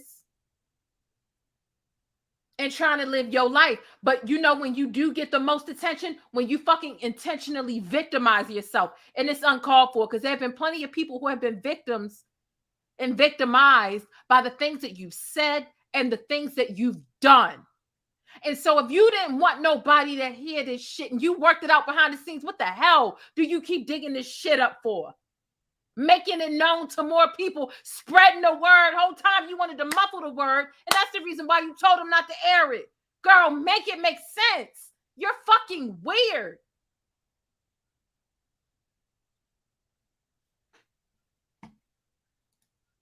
Call this cat. Why didn't you call him? I've called him before, and that was the response that I got. Now I want to go back to the show in Detroit. Yeah, because I want to go back to the headlining position. Uh-huh. Now, when you are the headliner, it should not matter who goes on that stage before you and what they say. Because when you're in that position, you're supposed to handle the microphone and you're supposed to close out the show. When you are in that position, I don't give a damn if the whole building got booed down before you walked out. You're supposed to walk out and handle it. What happened was DL Hughley was not up for the challenge. No. Because from my understanding, there were people that were walking out on his show. We did. We did. When you went off the stage, what we do? We went off the stage because you was the headliner. I stand. If these fans don't stop talking and let Mo dig her ditch on her own, we did. We walked out because he wasn't funny. Shut up. Fine with that. Walk right out in his face. Dare them to say something because that's what he do. He talk about the people in the crowd. But he didn't say nothing. Could you please repeat that? He does what again? He talks about people in the crowd. That's kind of like mainly what he does. Kind of like snapping with the crowd. That's what he does. And we walked out right in front of him. Because, I'm down for a little free. And that's a different form of comedy. Mo, if you don't clown the crowd, that's okay. Instead, you decide to clown your other brothers and sisters in comedy and the comedian because that's your choice. Some comedians, if you ain't dressed right, if you ain't dressed tight, if your hair looking messy, you sit in the front row, it's common sense. You go to a comedy show looking busted, sitting up front, it's common sense that they might clown you. If there's any show you need to dress decent for, it's a comedy show if you got first, second, or third row. Come on now. Not you trying to pick apart comedy and act like the audience is off limits. Because when you say skinny bitches are evil, when you went on stages and crusades and even wrote books about it, how many skinny women were you fucking talking about? More than just the bitches in your audience. You were talking about skinny black women all over. Girl, this semantics with comedy and you picking apart the parts that you feel like are going to expose him and leaving the parts that are going to expose you intact. Baby, it's lame. It's fried, dyed, it's laid to the side. It's tired. It's tired. You tired. All I can say when I watch these lives of you is her hair looks nice. That's the only thing that can come to my mind of a positive thought that I had from any time. This is the third hour you spent on live in a week. And you know why? You want to distract DL Hughley. You want him to sit aside as much time a day as you sit aside to address him. You're trying to distract him from being booked and busy because he's booked and busier than you, because he's a better businessman than you. He's not funnier than you, and I will take that to my grave. Until he can prove that he's funnier than you, I'm not about to sit here and lie. You're funnier than him. And it burns you up that he's booked and busy. But he don't have 1 hour a day to go live and talk in circles because he got shit to do. He's got a syndicated radio show. He's still got his comedy career. And I don't find him to be funny, but he's still got money to make. But what you wanted to see, a negative person is always going to have more time in a day than you. And so getting even with them and trying to make enough time to go back and forth with them, you're doing yourself a disservice, especially if you got shit that you're going for and that you're working on. And so what you're trying to do, Mo, right? Because you only got 2 shows for the rest of the year. That's it. Nothing else for you. Unless or until 50 Cent comes through and lets you onto the set. Other than that, you're trying to keep him arguing with you because it will diminish all the shit that he's got going on. Baby, you in the corner. You can say and do whatever you want to do because you're not working for anyone. DL Hughley can't come out and just call you a fat, ugly, monstrous bitch. And I'm not saying that's what you are, but sometimes when it comes to your character, if he came out and he got his buck with you as you get with him, he's got shit to lose. Mo, you don't have anything to lose. And that's why you sit on a line all day like this, looking for fucking fans and shit who don't have any notoriety to sit and entertain your shit. This is the reason why you don't do interviews with people who are actually going to be critical and hold you to task. You're envious of other comedians who you find to be subpar. You're envious of what they have going on. And you're trying to derail what they have going on. My sweet baby, I hope you heal one day.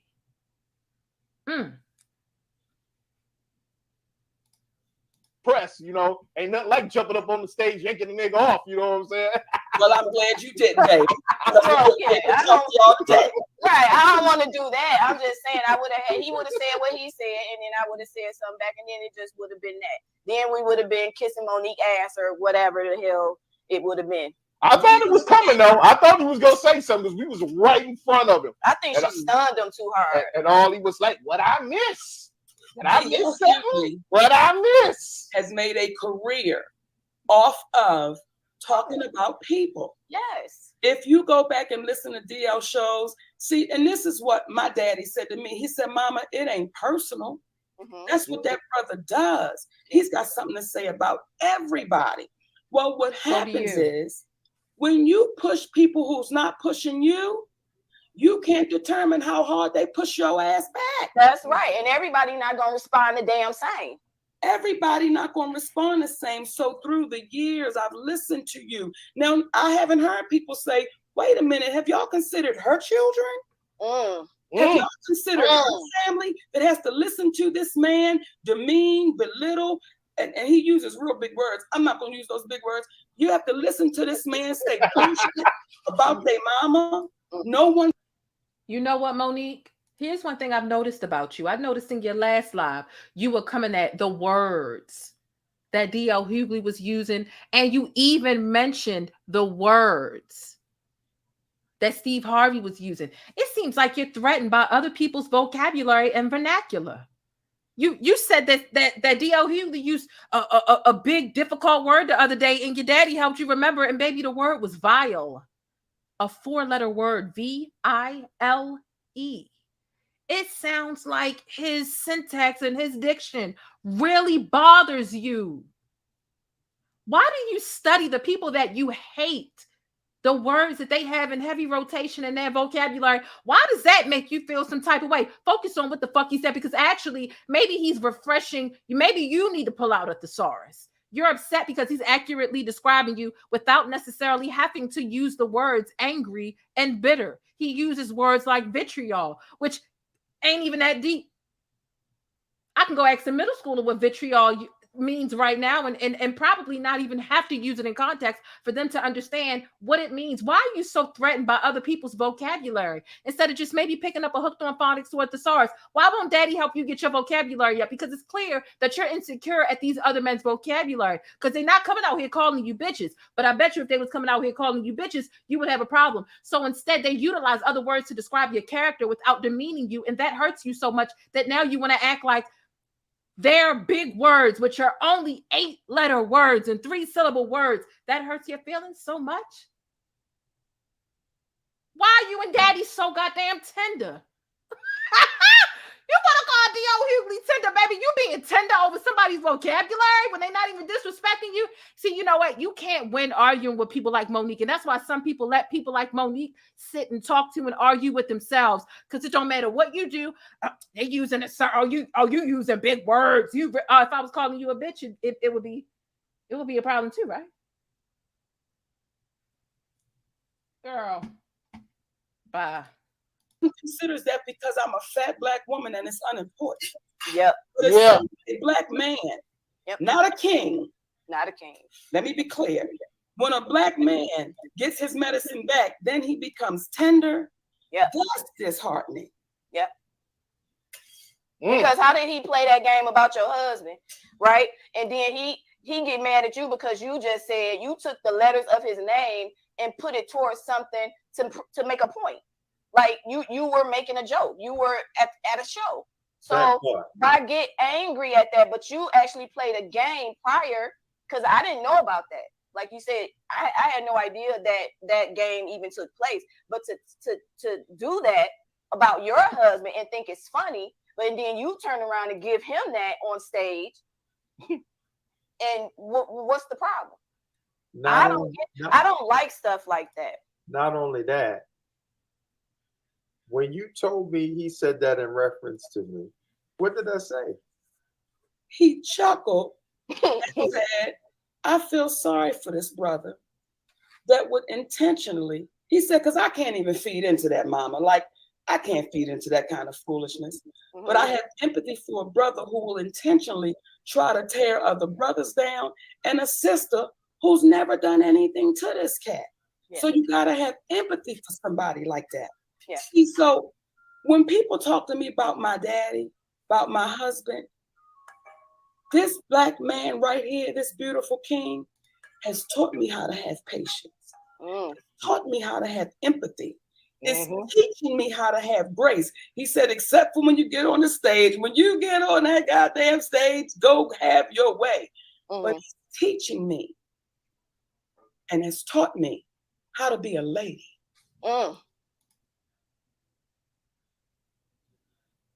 Again, look at his face. She's angry. And he is loving it. Loving it. He had to teach me, don't open your door till I come around to the side.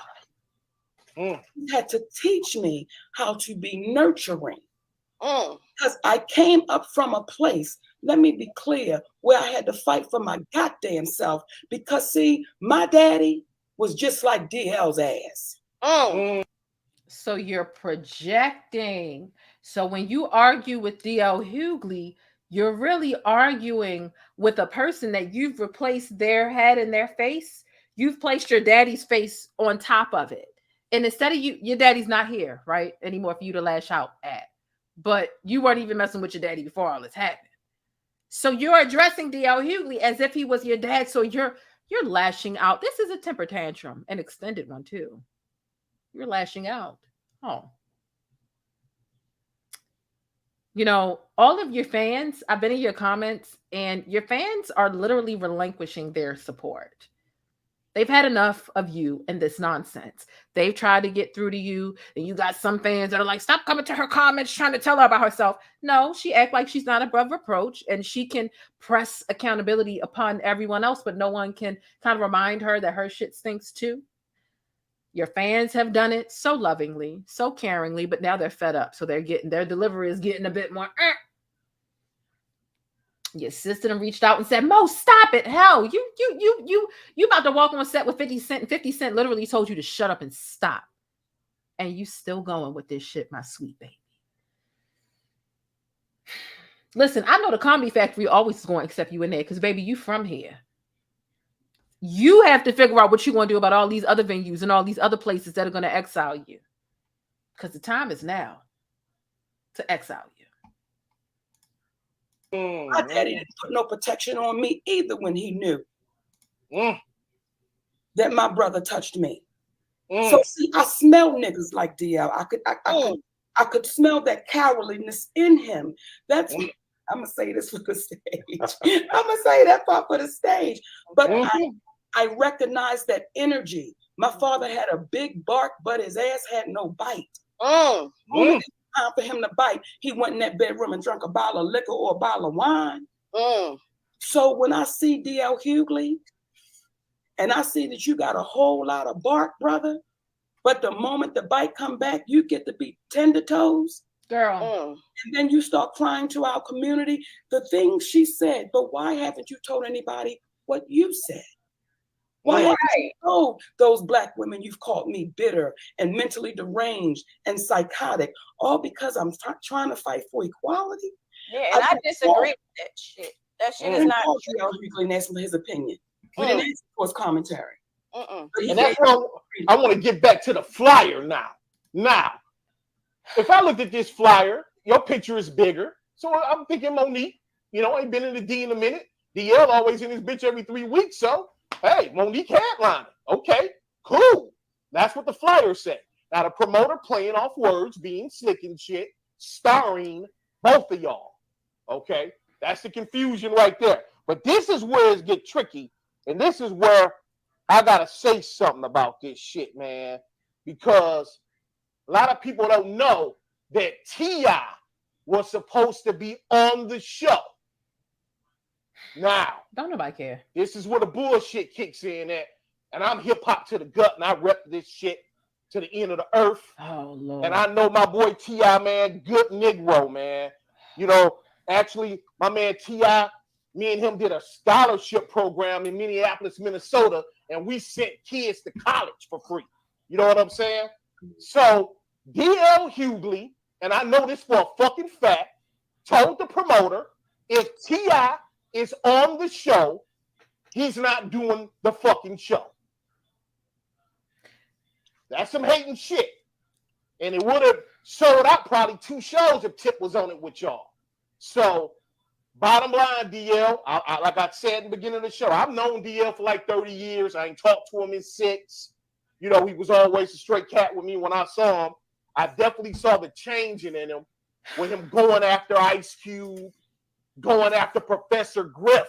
And that's a tough one to go after because Professor Griff will have your ass hanging on top of the fox, upside down, gutted. I wouldn't be fucking with Professor Griff, DL, on some real shit. Ruben Studdard, I know you are sorry for 2004. I know you are. And I'm glad that you apologized for that year. But what's this got to do with what we here talking about today? DL Hughley ain't want to perform alongside T.I. I don't fucking blame him. I went to go see T.I. down at the Comedy Factory. If you were a channel member, you heard all the shit from beginning to end. It was terrible. What's this got to do? You trying to help give her brownie points, and her and Sydney sitting here halfway lost about what the fuck you talking about, Ruben? I wish that your wife had had these pancakes and eggs and hash browns prepared a little bit earlier so you could have ate your food and shut the hell up and let them dig their grave on their own. That's what I wish, but hell. Fucking with Ice Cube, fucking with Kanye West.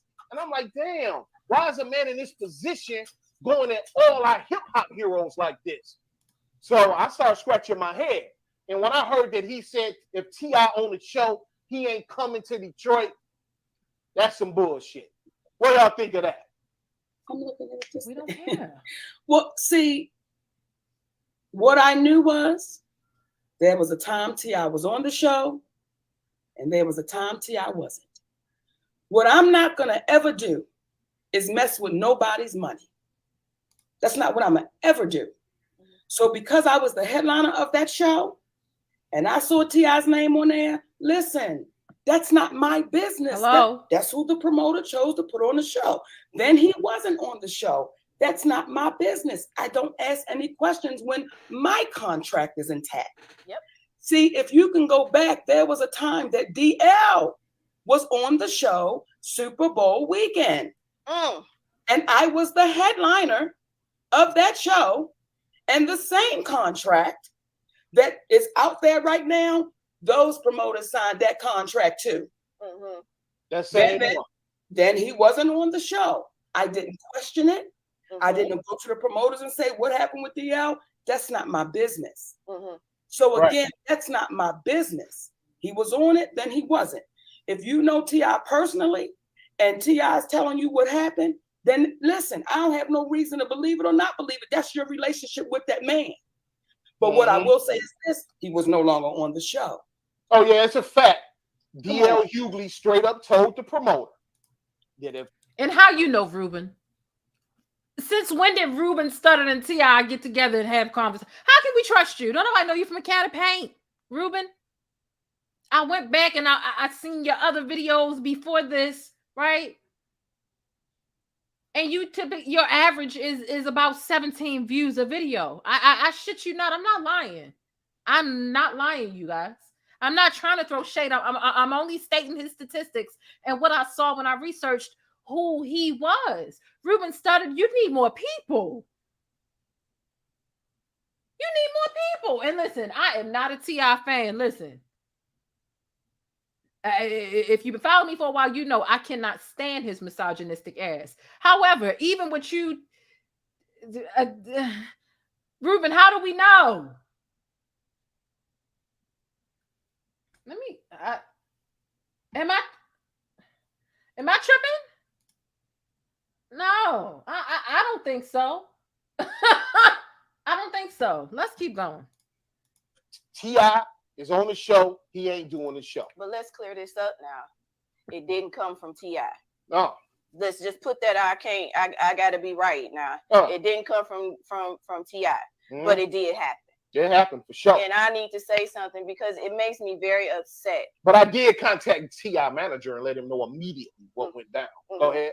I get upset because I don't know you, Monique, but from seeing you on the stuff that you've been doing out here, my first show was this past Saturday, and it was a birthday gift. I can't stand when people talk this stuff about you. I take it personally because you've been the same way since I've seen you. Since you came on the scene and I was aware of you, you've been the same way. Integrity. Now you say your husband taught you how to, be a different way, maybe how to deal with things and more patience and stuff like that. But that's you live and you learn. But your intention, your heart, the soul of you has always been good in my eyes. And I can't stand when people say, oh, she crazy, oh, she this, oh, she that, oh, she that. Why can't you speak? Why can't you, if something happened to a man and the man felt a particular way and the man spoke about it, why can't he? No one says anything about that man to that man. Don't call him crazy. Don't say he need no pills, nothing, right? Why do they do that to you? It really burns me up. And I'm so happy that you came. Like I'm almost in tears because I want to be a part of showing you in your light. And I'm happy that you came so that it can be done. Thank you, sweet sister. Yeah. I was just gonna say, remember how we first connected. Yeah. If you remember how we first connected. Here go, knock off Dr. Umar Daddy taking the floor. Cause you know, when Daddy get to talking, when Sydney Daddy get to talking, it's knock off Dr. Umar Johnson and bootleg Harriet Tubman. Here he go, y'all. I'm gonna have to go to the bush soon because this shit right here. It was hot. Yeah. How did we connect? Just so I ain't putting no words in your mouth. How was the first time? What made us connect? You was doing something with your wife. Genuinely through an email. And then from there, you know, I was like, yo, my wife loves MoNique. It's her favorite comedian on the planet. How can we get her to come on the show? Y'all was tied up. Y'all had a lot of engagements going on, but MoNique still dropped that drop and had her running around this motherfucker going crazy. Yeah. Now, the reason why I bring that up is because there's a lot of folks that reach out, but as a man who has a wife that he loves, it touched my heart initially when I saw it that you were looking to do that for your wife. Right. So when MoNique and I spoke about it, it made her feel the same way, that this black man is going to do this for his queen. So there was a level of feeling compelled to do that. I say all that to say is, when people get to talking about how selfish MoNique is, this the little parts that they don't know. That's right. That's right. She didn't have to do that shit. They don't know about the 62-year-old ladies that she saw doing an open mic and she bring them on the show with her in Vegas. Why? Because she was like 30, 40 years earlier, you could have been something different, but why you here? Let's do something different with you now. Wow. But that goes to her character. This is what I'm saying. She doesn't have to be here now. You don't have to be here now supporting her. And I can't stand when people talk about you either, Sydney. I'm just saying. Yeah, man. Mr. Sydney, I should say. They talking about you, man. I can't stand it. You know, when I posted, some of my friends was like, oh, that Pimp Sydney coming on the show, huh? He pimping her. Oh, Pimp Sydney, man. What you got to say I've been about pimping for 40 years. I've been pimping since 1982 when we met with 14. You did? So that part, you did? That part. Yeah, because what's wrong with a man? What's wrong with a man and a woman loving each other, getting married, and that woman supports that man, and that man supports that woman through whatever, wrong, right, indifferent?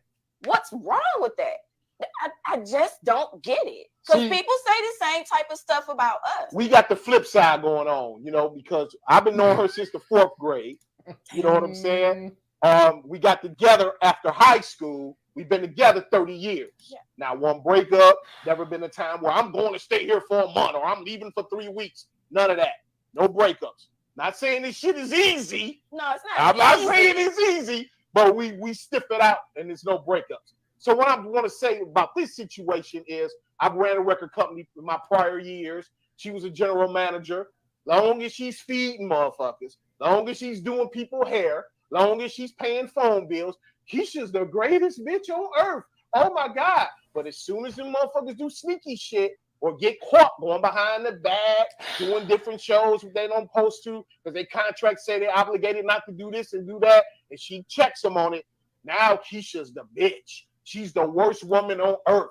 She's the reason why the record label never took off. Wow. Keisha. And that same shit I see coming from her is how I see Sydney, pimp ass Sydney.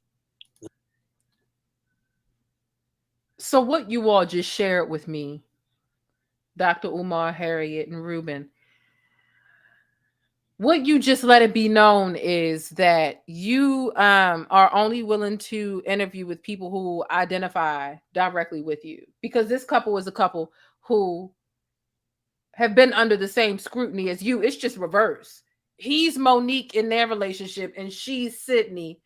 And listen, if you can't fucking run a brand between YouTube and Facebook, I don't know how the hell you were running a record label. Listen, first of all, this ain't my business. I didn't come here to hear about y'all shit. But since y'all sharing it, people was blaming Keisha because you couldn't run a record label. You can't even run a YouTube channel. You can't even run your Facebook. This video I found on Facebook. Later on, I found it on YouTube. It ain't even got 2,000 views. It was done on Saturday or Sunday. This is a woman that won an Oscar. Been in their game for 30 years. And you've been doing this shit for how many years and you don't understand how SEO works and keywords and things of that sort? I don't want to hear this shit, but I mean, hey, what the hell else I'm going to sit here and roast and talk about and be critical about with y'all sharing y'all boring ass, similar ass story, because Monique sat down with a couple that looked just like them. Right. And only a man who has been with his woman can appreciate what you just said, because they know the reality. It's been individuals throughout the years that have come on and have apologized to Monique and I, but specifically men would say, brother, I thought you were crazy for support Monique when she was talking all crazy about that equality at first. But my wife, she got a master's degree, working on a job, training cats that they promoted before her. And I wanted to reach back out to you to say, I apologize. Because now I know what you're talking about. It's an easy thing to overlook because Black women have been the most marginalized group in our society. I saw a picture the other day of a Black woman from the time of slavery with a Black baby sucking on the left breast and a white baby sucking on the right breast. Okay. But then she got to go home and make sure the man is good. After she got beat up by Massimo, talked to poorly by his wife, and then y'all stay tying slavery into y'all self-destruction. What does Black woman breastfeeding white children, which is something that happened, but what does that have to do with you being exiled from Hollywood because you're difficult? Not a damn thing. It's the false equivalencies for me. You connecting dots and drawing parallels that simply do not exist. But who's been there to take care of that Black woman? So when you have our community upset with a Black woman and she's saying, let's discuss the facts, but they want to get into the feelings, that already tells you, for me personally, and what we discuss is why we can't get mad about that, because anybody that doesn't want to talk to you about facts is really want to talk to you about fiction. There you go. There you go. There you fucking have it. Because a lot of folks, and even in these comments, people are entitled to their opinion, but I just don't get. So I read something real quick, and it said, because you, Monique, spoke about what happened early on with your father, that you're putting your father, your DL's face on your father, basically. Let me address it. I'm not putting my father's face on DL. What I'm saying is there's a lot of daddies that's still alive in the world like DL. See, there's a lot of daddies still alive that will let their babies be hurt and not say anything. So when people are saying, Monique, you putting your father's, for me, it makes me go, what? But it makes me say, why are y'all skipping over that? Why are you skipping over it? What? Well, he apologized. Well, nobody heard that apology. See, he did the interview loudly. He did the interview on Sway, and it was brushed over. If you watch that interview, it was brushed over. Like, no one said, wait a minute, hold up, wait a minute, what? Wait a minute, what? Who was the friend? Who was the friend? No one said time out, because if you're still saying a friend, guess what? You still ain't protecting your baby. You still. You playing semantics with somebody else's family issue traumatic issue as a result of sexual abuse, misconduct, battery, however you want to label that, how dare you say that he needs to lay out his explicit family drama because it's only going to satisfy you? How do you know he hasn't handled that already behind closed doors? He brought his daughters to that radio station and have taken pictures, and they've even made his family has healed. And healing is not a place where you just reach that destination and you stop. They've healed enough to the point where they're okay. You want to see them hash that bullshit out because you know what? DL Hughley was exactly right to describe you as an arsonist. You cause all of this mischief and you turn around and you burn shit and you want to see it burn.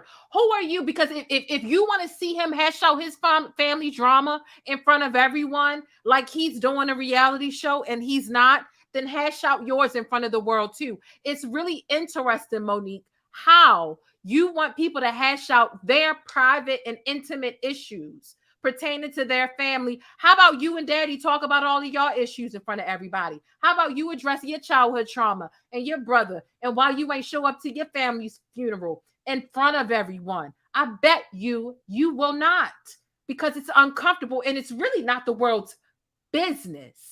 How you decide, you and your family collectively decide to reach a conclusion and meet in the middle about how y'all are going to heal, forgive, and move forward. You just want to see it because you feel like DL Hughley's life is up on public display in this reality television, and it's not. So if you want him to address his kids, which he shouldn't have to, but let's go ahead and flip it. How about you have a public interview with your son and he tell us about why you such a piece of shit ass mom? How about that? How that's going to be important for us to watch, to heal, right? No, absolutely not. It's messy and it's not tea. There's nothing about family drama or family trauma that is tea. And because it would satisfy you to assassinate his character that way, first of all, he's got to go to sleep with that guilt every night. Him and his babies can hug. They can have cookouts. They're fine. You want to see them relive some shit that you just found out about 5 days ago. The selfishness of you. The selfishness of you. You don't care about victims of sexual abuse. You're not partnered with the charity. You're not donating money. You're not raising awareness to these causes in between these petty ass spats with other people. What the fuck is wrong with you?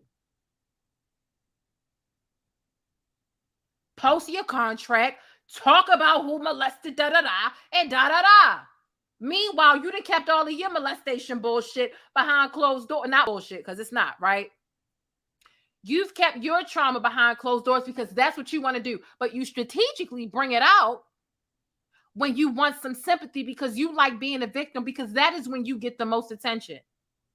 I keep telling you, Mo, this shit right here, your problematic ass demeanor, it outshines your talent. And this is proof. And at this point, you know that this shit outshines your talent. So much so that you're using this shit in order to get more money and for ticket sales for your talent, because your talent's not enough. You're not as funny as you used to be. That's the fact. I still feel like you're funnier than DL, but you know when they're as funny as you used to be, there's been a culture shift. And you've got to be politically correct. And all of your jokes were based on sexism. If we're going to keep it a buck, little dicks, women who burp, and wanting to fuck. That was all your jokes were ever about. But the nerve of you to request that you have access and that you can witness a family work through issues that are nearly a decade old, something's fucking wrong with you. Something's wrong. Meanwhile, you don't want to tell us about why you ain't show up to your people's funeral. Why not? Will it make you look like shit or feel like shit or both? Would you be embarrassed by it? Because I'm pretty sure you feel some type of way towards your parents, like every person does. But just because you feel some type of way towards your parents and because you feel like they've done you harm, it don't mean that you're perfect either. And if you sit up there and you have that conversation about why you feel some type of way about your parents, you've got to admit a little bit of fault too. But we all know, Mo, that you're incapable of that. We know that.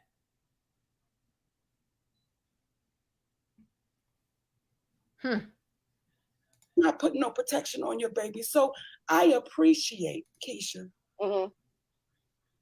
When you say, sis, I want to let you know how I feel about you. Mm-hmm. I appreciate that because I had to make it my business, Keisha, to read about the woman that came before me. I had to make it my business to read their stories. And what you don't read in any of their stories, that there was a mass of Black women that stood with them. All of those sisters, every last one of them, they left here hurt. They left here broke. They left here sick. Yeah. They left here so unbalanced because a community would not stand when they knew they were right. And then we have the audacity to make stories about their lives and still exploit them because their families don't reap the benefits of that money. Sure don't.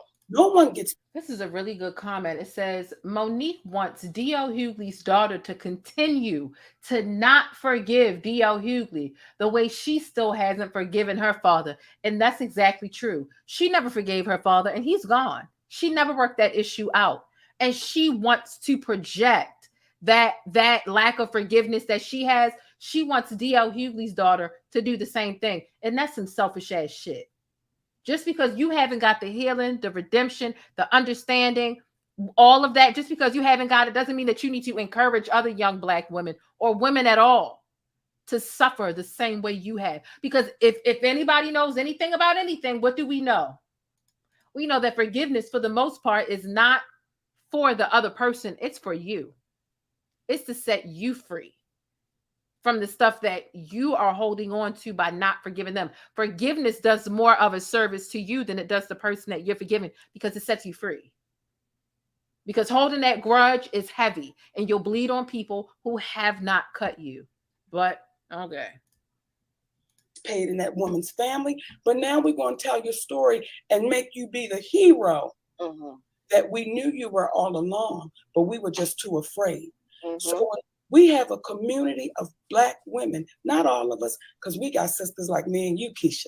Yeah. We have those other sisters that's saying, why would you traumatize that man's daughter? And I want to address this. Of course you do. Please. I can't traumatize DL's daughter because he's already done a good job at it.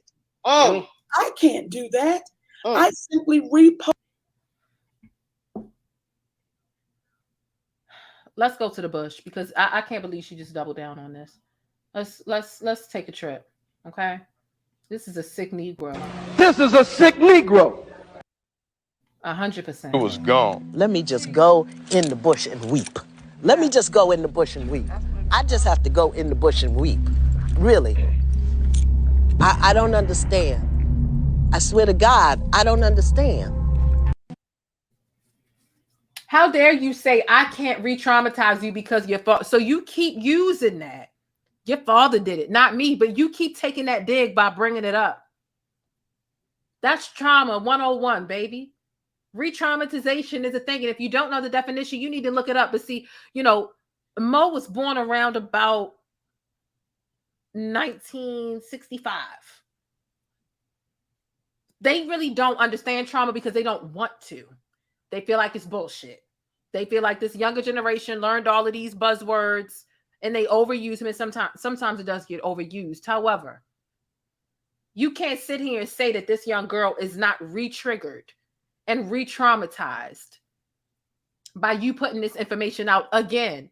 6-year-old information about something that happened literally 17 years ago, 18 years ago. Happened when that girl was 13. She's 31. And you brought this all up all over again. And her inbox is beat down. And she's been crying because of you. Not because of him, because of you.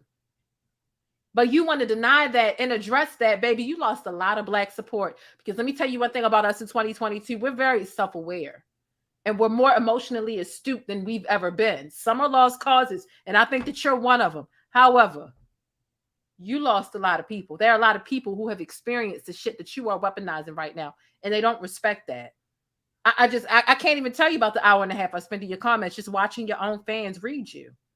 Dragging you by that drawstring ponytail, baby. posted what he said. That's all I did. Uh-huh. But because we've been taught to be in our feelings, we've been taught to deal with fluff. I won't say ain't nobody, because there's some real brothers that's beginning to question, wait a minute, what did she say you did? Mm-hmm. And you liked your friend more than you loved your baby? How?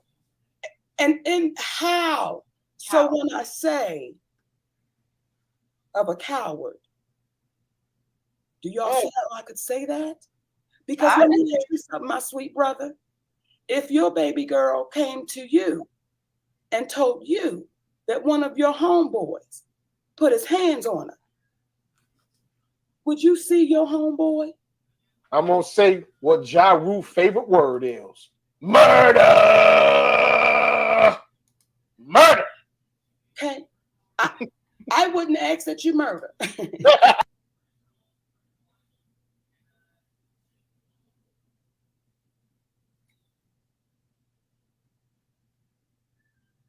Ruben,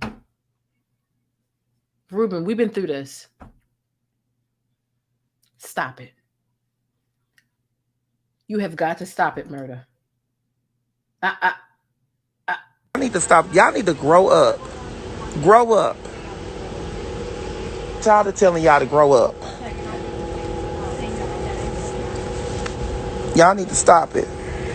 I'm tired of it, y'all. You ain't finna work me out. Now, why you bring Ja Rule into this?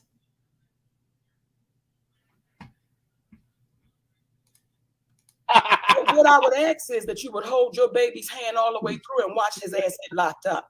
What I would ask is that you would take your wife by the hand and say, baby, I'm not going to go kill him, but I'm going to bust his lip in such a way that while he's sitting in jail, his mouth will never be.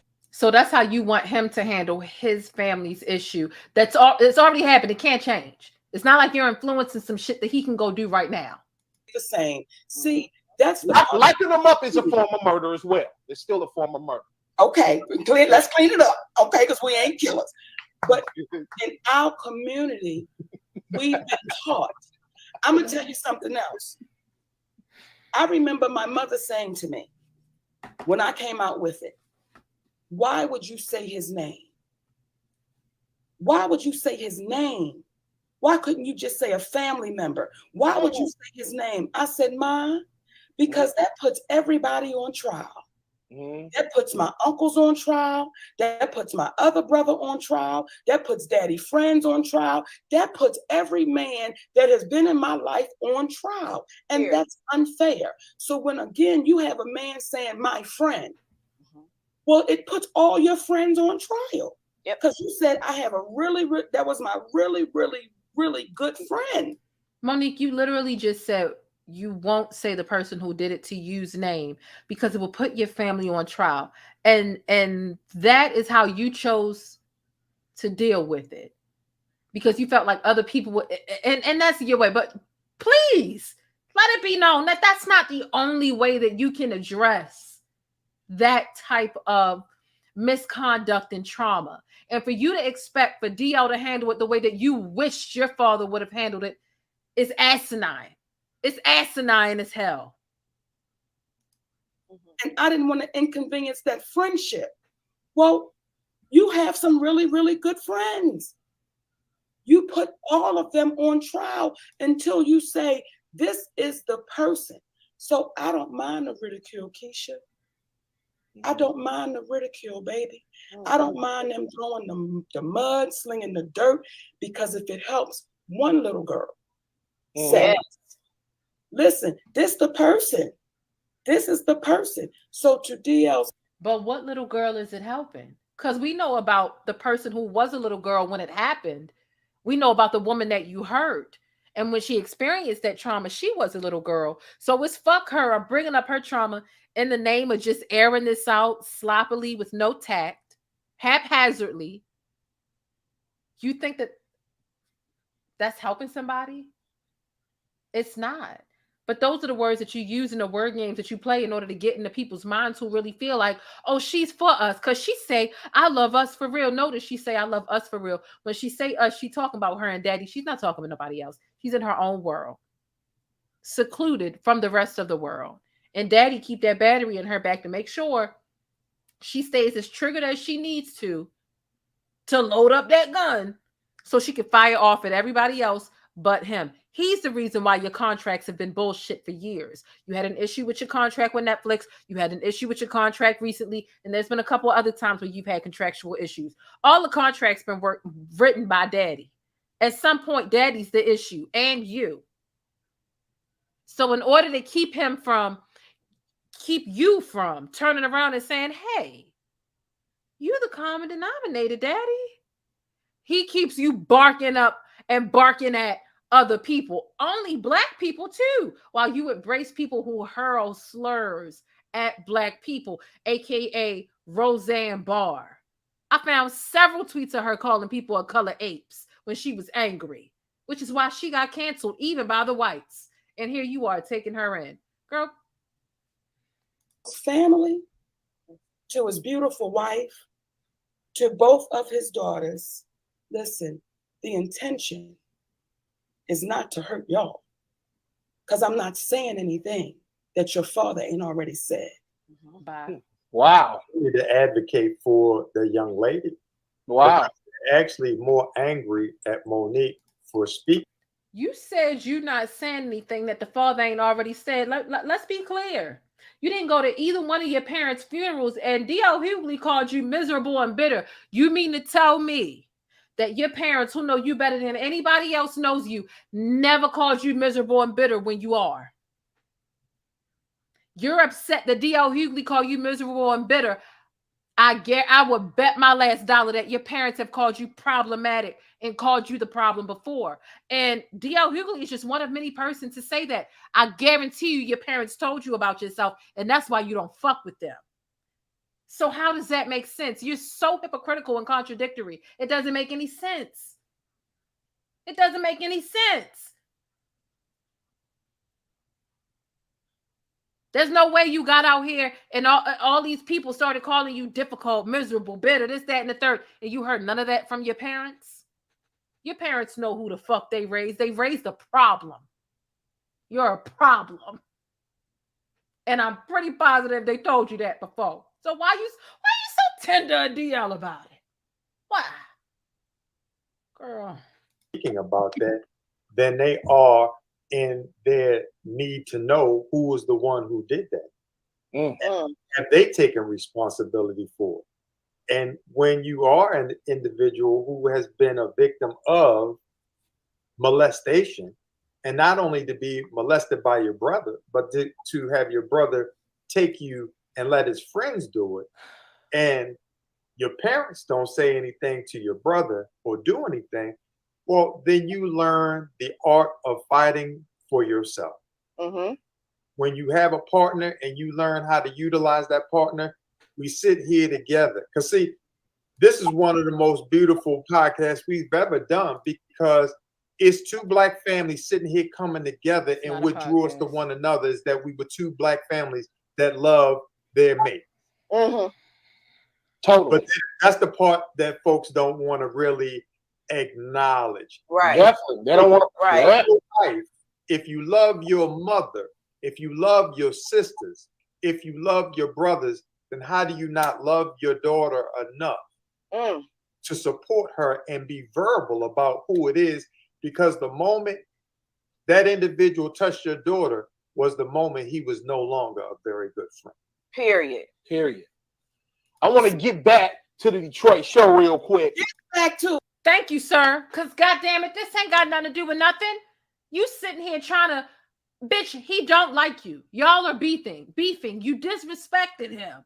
And here you are trying to play mediator about some expired trauma. And not to dismiss it or trivialize it, but it's old and it's their issue. How dare you disrespect me and my entire family and then try to play mediator and act like you can fix it? Well, you didn't protect her. You didn't, daddy. Matter of fact, you're not my daddy. Sydney, you didn't protect your own wife because you're not competent enough, right? You don't have the same bargaining chips as a DL Hughley and as other people who actually know the game. And when I say game, I don't mean trade your morals for money. I mean, you don't have enough sense to help your wife get what y'all both feel like she deserves. So stop reaching into other people's problems when you have been a problematic parent yourself, Monique. Stop it. I can't get over somebody really beefing with me and going as low as to touch my spouse and my kids and pretend like now they're trying to mediate an old problem that me and my kids had. Somebody make that make sense for me. I'm doing it to protect the rest of the babies, but Do it. And I want your honest opinion and your honest thoughts on it. Do you think it was more of the promoter than it was DL? Let me give you the history of how this went down. Okay. When we get the call to do the show, we say, yes, I have not been to the Fox in years. I only headline. I've been headlining after, I'll say the first 2 years like I started doing comedy. That's what it's been. That's what it has been. So when we get the contract, right? The promoter calls the attorney, our attorney, and my husband and says, DL wants to headline. I said, once they came back, I said, well, they already knew. I respectfully declined. Let them know I appreciate them thinking about me. Mm-hmm. Right? Okay. They get the contract because they call back and say, we want MoNique to headline. We've talked to DL. Okay. Here we go. They get the contract, which is our standard contract. Okay. When they send it back, they cross out me headlining. They redline it. They redline it and they send it back with the deposit. Our attorney put the deposit in escrow and said, we cannot cash that because the contract is wrong. We sent it back. Well, okay, wrong, because they got the right to redline anything. Exactly. In the midst of the negotiation. Yeah, that's what that became, a negotiation on a contract that you haven't changed in years. Right. Okay. At that point, when they came back and she said, I'll gracefully step out, they was like, well, listen, no. She's headlining. But then we got kickback when we got close to from the actual promoter saying DL wants, as I understand it, I believe his people may have got on a promoter. Speaking straightforwardly, when white folks from white organizations get on black people, we tend to fold. Mm-hmm.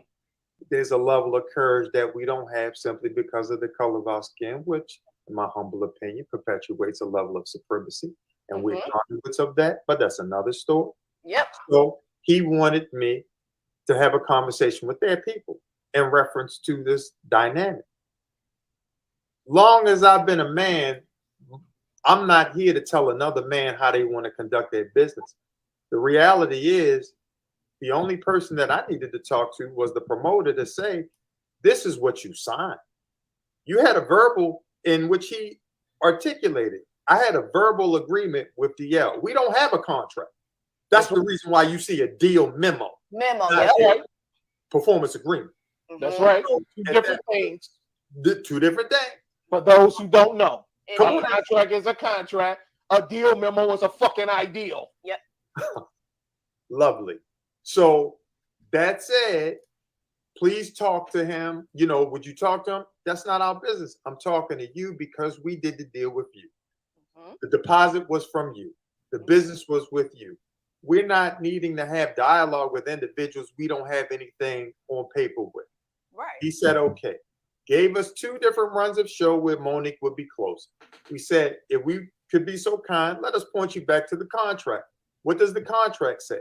It says 60 minutes. This is the contract y'all signed off.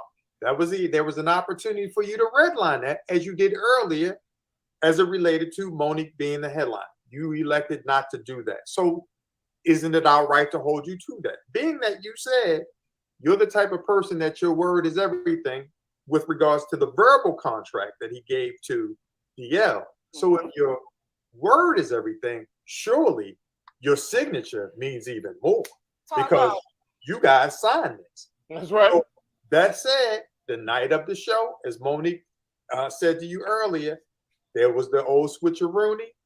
He called our attorney, said DL's not even here. Well, even if that's true, isn't that a lack of professionalism on DL's part that he would not be there on time for the show? If that's all that what it was, that's a level of professionalism. It's kind of like, I call it the Floyd Mayweather effect. You cannot hit Floyd Mayweather once without him hitting you 3 times. When you are saying stuff that ain't true, you're gonna get hit. If you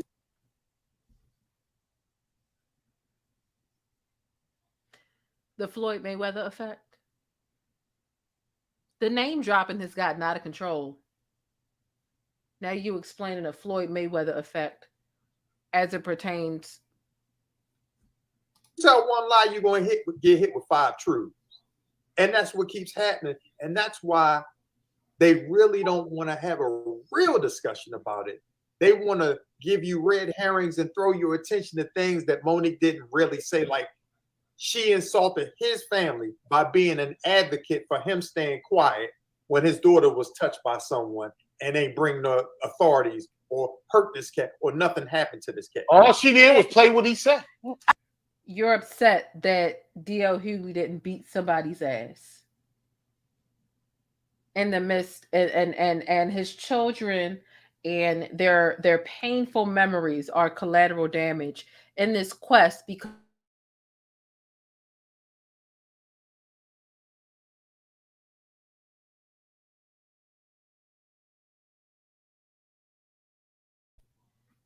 okay, Wi-Fi. Who's to say he didn't?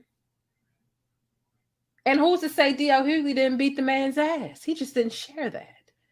I mean, typically when you commit assault, if you want to get away with it, regardless of what the cause is, you keep it to yourself. But see, you think that everything is for public display while you keep all of your skeletons hidden somewhere in private. But you expect everybody else to do their dealings in public. I hope y'all are almost done because I'm real sick of this shit. Honestly, what she did, it was just a mirror. That's all. And when DL's daughter says, come on, let's meet, and I'll give you my personal address. Sweet baby, I don't need your personal address. Your father has a platform that reaches millions. Let's go on your daddy's platform. To clout chase, because ain't nobody looking at me otherwise. Let me get on your syndicated platform, brother. Baby, the last time you stepped foot into a radio station and you simply didn't agree with their regular commentary. I stated in earlier videos, Charlamagne the God, listen, he's another person who has said some very problematic things. But you went on there and you disrespected the shit out of him and the whole show. You don't go on to nobody's show in media and call them their legal names. How dare you go up there and call Charlamagne Leonard? And you referring to Envy as his name and all of them because you didn't like their commentary. Charlamagne never called you a fat ass, loudmouth ass, bitter ass, scorned ass bitch. And if somebody wanted to get vulgar and call you that, honestly, it's 195% true. However, all he said is the way she goes about things, it seems to be wrong and problematic. You took your ass up there with a whole chip on your shoulder and disrespected them on their platform. Baby, nobody's inviting you back. And you know what? That is the reason why you're sitting here with people who are cooking food in their goddamn kitchen. People who don't reach anybody. Because you're disrespectful as fuck while asking to be on somebody's platform that reaches a lot of people. You notice you didn't have to ask to be on these people's platform. They begged and kissed your ass for you to get there. And you did it because you just need any ally at this point because you're in hot water.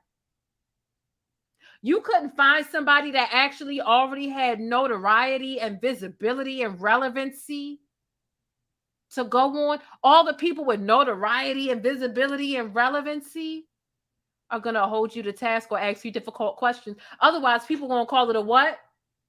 A bullshit ass interview, just like this is. don't know who the fuck you think stupid, but if you thought DL Hughley was stupid enough to let you on his syndicated show, knowing that he's already limited in how he can respond to you because he got shit to lose and you don't, baby, what is your problem? The nerve of you to be a disrespectful opportunist. Some people trick you into the opportunity before they disrespect you. You did it backwards and you really thought that shit was going to fly. You know what that girl was asking you. The girl was asking you to pull up since you got so much mouth about me and my family, bitch. And you from Baltimore, so bitch, do it. But you won't do that. Instead, you'll say, my sweet baby, let's talk in front of the world some more. Because it ain't like you're going to go on his show and apologize. It's not like you're going to delete the post at the very least. At this point, you need a Snicker. You're hangry. You hungry. You need that baked chicken and that cheese tray you was talking about earlier. Because you consistently are unhinged. And have the conversation like mature adults. See, on that stage, I'm a performer, baby. I'm so unapologetic about my performance and what I say on that stage. That is a freedom stage. I won't change that. I won't divert from that. That's my show. But let's really have a conversation, because when you say, I insulted your mother, tell me what I said. There you go. Hey, sis.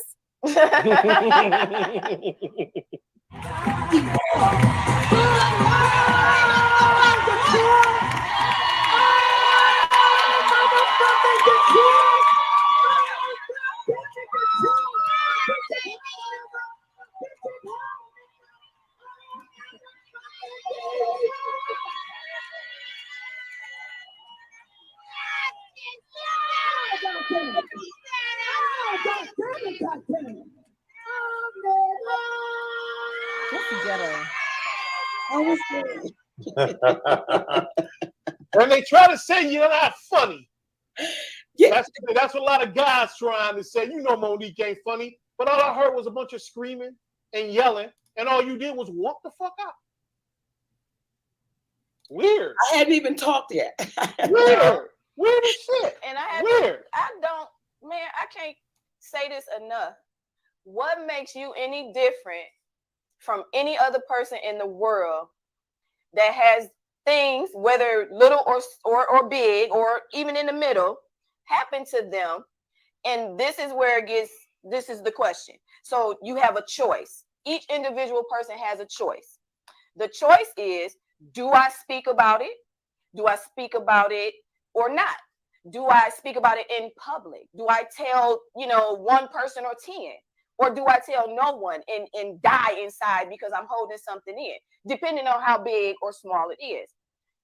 I don't understand why people do this to you, because you're a human being that has feelings. You got feelings.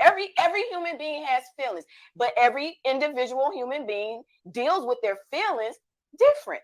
So because you choose to stand up and you say, I'm not taking that. No. Yes, I love you. Not today. You do that. Why do you get criticized? I don't understand. You are a beautiful, strong, Black woman that's funny as shit. Like, you're funny, like down to the bone, fun. But you, just as much as you are funny, that's how deep you love, and it exudes out of you. So I can't understand for the life of me why this is happening. Maybe because you're helping. It's the bigger picture of it all. I think I just answered it for myself. It's the bigger picture. It's for everybody that you can help.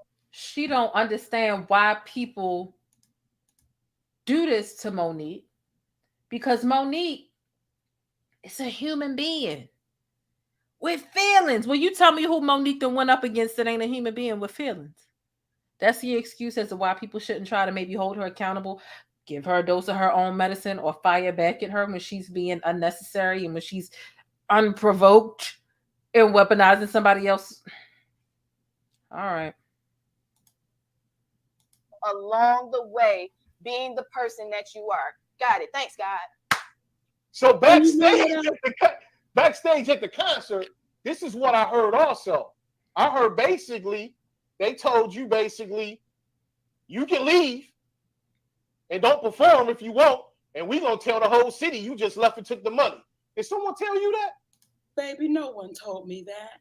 Okay, that's a rumor. The only Okay. thing that happened backstage, there was a knock on my door, and they said, "Will Monique be ready to go on stage at 8:40?" Our assistant said, "No, Monique's going on stage at 9:15." There was no conversation about, "We'll tell the people that you wouldn't go on stage and you just took the money." No. So, and here's the thing. I think it's New Day. I think that's the name of their promotion company. Yeah. People don't. So you heard that the promoters was about to tell the audience that Monique ran off with the money and she won't come on stage. And Monique had to clear that up. But you want us to believe the shit that you said about T.I. earlier. And DL Hughley and T.I. and whatever. I told you, Ruben started, you need more people. Because where are you getting your information from? Don't want to sit with me and my husband. They wouldn't want to have a conversation with us. They got the money already. Well, even though we got the money, because I did my service. They got the money, yeah, you know. They got their money, but no one wants to come to the table with us because what they know is within minutes. In minutes, they would get tongue-tied because we don't say shit in case unless we can back it up. Right. We don't say it. Right. We don't say it unless we can really back it up. And I want to also say this to you, Keisha, with us as Black women. You know why I fight so hard too, sis? Because nobody heard Hattie McDaniel. Nobody heard Eartha Kitt. Nobody heard Hazel Scott, who was married to a civil rights activist. Nobody heard these Black women nobody heard Claudette Colvin, who she was saying, y'all, it was me they put off that bus. It was me. It was me months before it was Rosa Parks. No one heard her. That lady is now in her later part of life that folks said, oh, okay, now it's true. But still, they blew it off. It is for those sisters that we do stand on their shoulders. It makes me say, I shall not be moved, y'all. I shall not be moved because those sisters got moved. Yeah. There's still some sisters that are walking right now that those blows, it crippled them. Those blows that some men gave to them, it crippled them in a way, baby, where it took away some of their spirit. It took away some of their when they get on that stage. So that's what they're trying to do. But as I told my husband, I'm the pig who built the brick house. Let's go. Yeah. The pig that built the fucking brick house. Yeah. And here's the craziest thing about it all. If you notice when Lee Daniels came up on that stage and apologized to Monique. Yes, that should have did everything. What happens is people are so blind and want to overlook and not ask themselves if the only person out of the whole group, Lionsgate, Oprah, Tyler Perry, and he was the only one who had a contract with Monique, and he came out and apologized for the way things were handled. I thought it should be all over. All that shit should be water under the bridge. And it was all over with Lee. What people don't understand is when you take accountability and ownership, if DL had simply said to Monique, sister, I apologize that offended you. We was just joking. We ain't mean no harm, but I completely get where you coming from. That's a wrap. Monique would have been like, that's what I thought. You my man. And we would have kept it moving. Tyler Perry, same thing. But wait a minute. That's the same format of an apology that Oprah Winfrey gave you, Oprah. If you were offended by something that I did, I'm sorry. And you felt like that apology wasn't good enough. And some people do, are debatably, some people feel like if you're going to phrase the apology, like if you feel like I did something wrong or if I offended you, then I'm sorry. Some people, they feel like they're bullshit apologies, right? That's a whole nother discussion for a whole nother day. But the way your work, if he would have said, if I hurt you, then I'm sorry, I would have accepted it. Stop it. Y'all contradict yourself at this point because you didn't accept that format of an apology when offered it up. to Monique. And Monique forgave Oprah, to be clear. It wasn't until Sydney came around and got back in her ear that Monique then decided to dig back up the Oprah beef, despite the apology that she had been given. She didn't feel like the apology was good enough. He would have kept his word. The promoter, same thing. Just the things we tell our kids when we trying to raise them are the very things that we don't hold our adults accountable for, especially when they men, when we get to be older. So you guys, it's so crazy that all of this could be handled if simply somebody said, that's my bad, I handled that wrong. DL's people, I know we wasn't supposed to do that. But and Monique, when are you ever going to say, my bad, I handled that wrong? Because you have handled quite a few things wrong. And if you only apologize about one thing, it would be nice to apologize to his kids, but we'll never get that from you. So stop expecting it of others. We cave, that's on me. How many times have you ran into somebody that said to you, yo, I got to eat that one? That not often. Nobody, not often. It don't happen often, but that's the reason why when it happens to you and you realize you make a mistake, that you say, I got to eat that one. That's on me, my man. And we good. And people sometimes almost look at you like, I don't even believe they saying it. Like they thrown off.